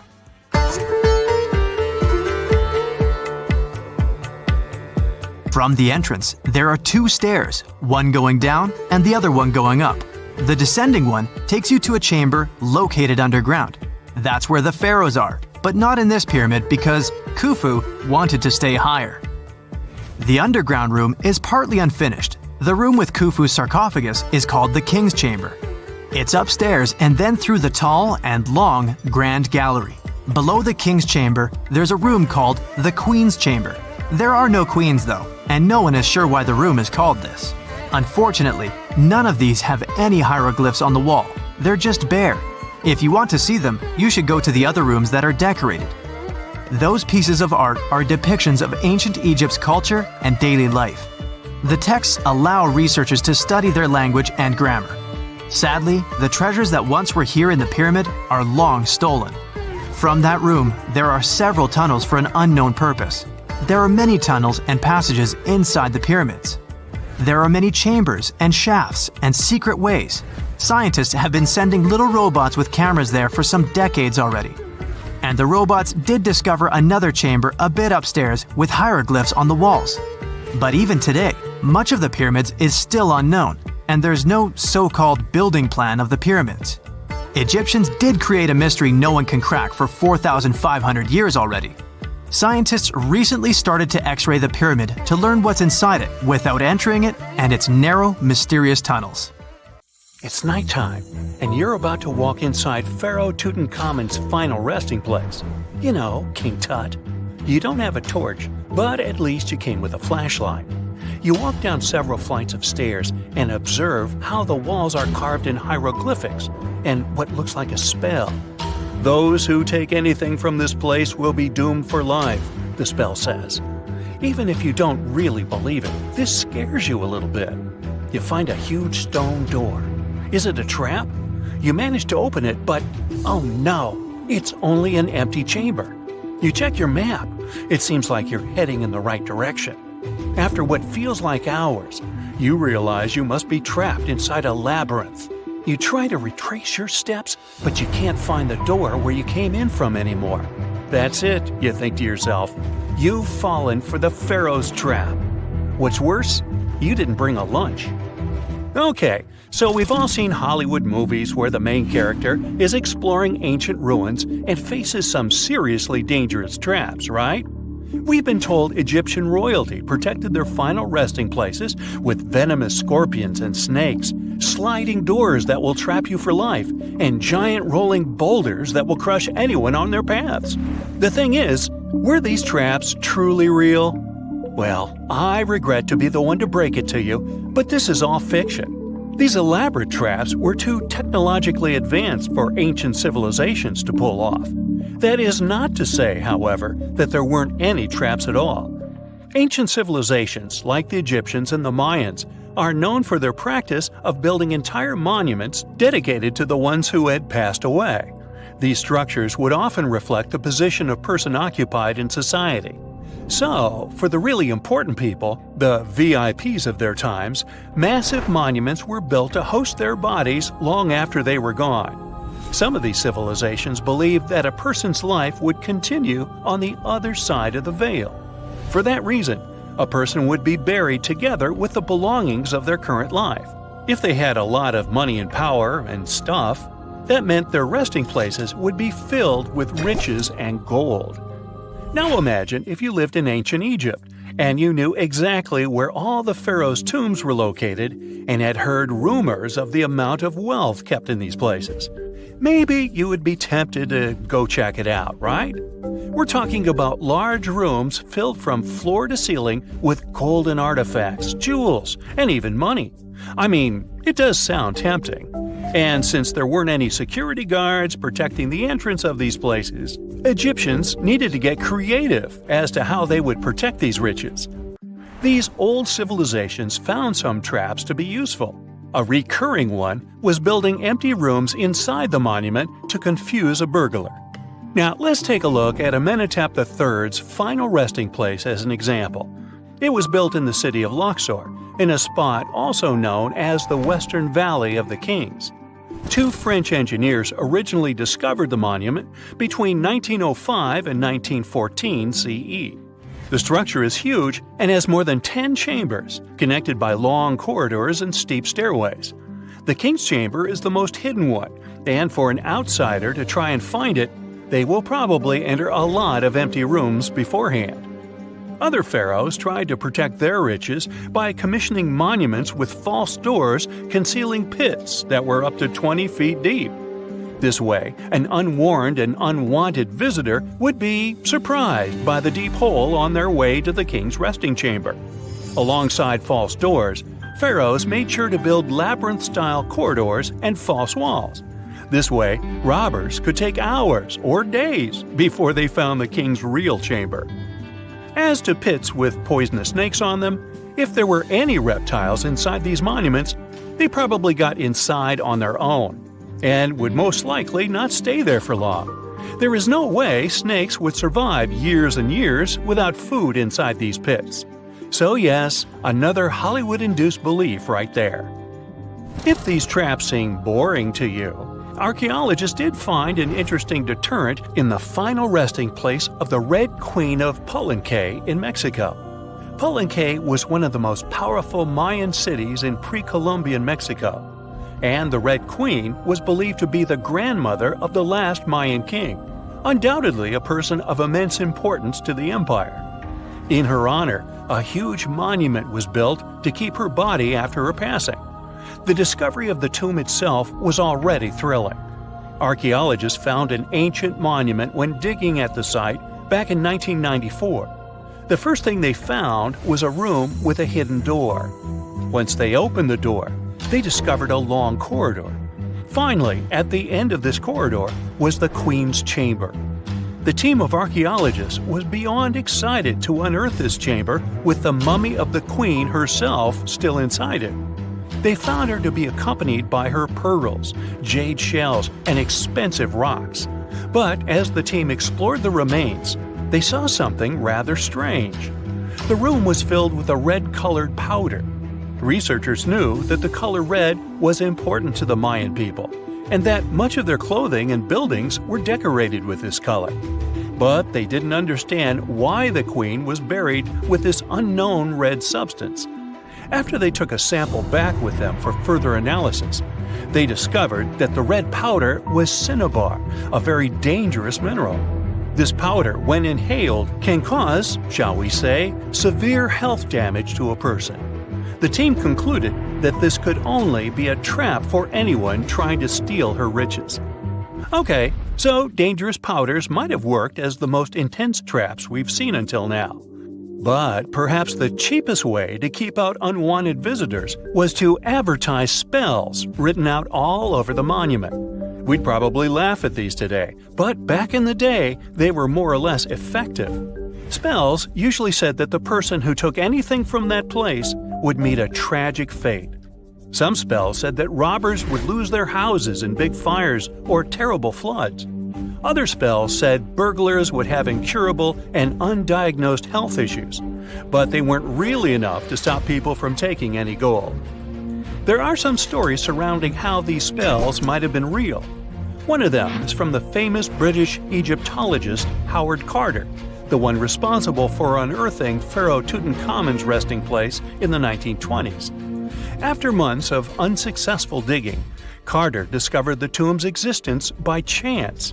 He found the entrance to a stairway right beneath the soil where he had been searching all those months. With the help of a team, he cleared the piles of sand blocking the stairs and discovered a doorway. The door had several royal symbols carved into it, and Carter knew this could only mean a very important person had been buried there. And he was right. With a chisel, he made a hole in the top left-hand corner of the doorway and lit his vision with the help of a candle. He couldn't believe what he was seeing, the reflection of several golden and jeweled items crowding the chamber before him. Lost for 3,000 years, Carter had just discovered the final resting place of King Tut. But the story didn't finish here. This discovery was accompanied by a series of unfortunate events that led people to believe it had something to do with the pharaoh's spell. Carter himself mysteriously passed away just a few years later, and some of his assistants lost their houses in floods, just like one of the spells threatened. Some say it's just coincidental, as there's no real proof of these things being connected. Well, what do you think? Was this an effective trap after all?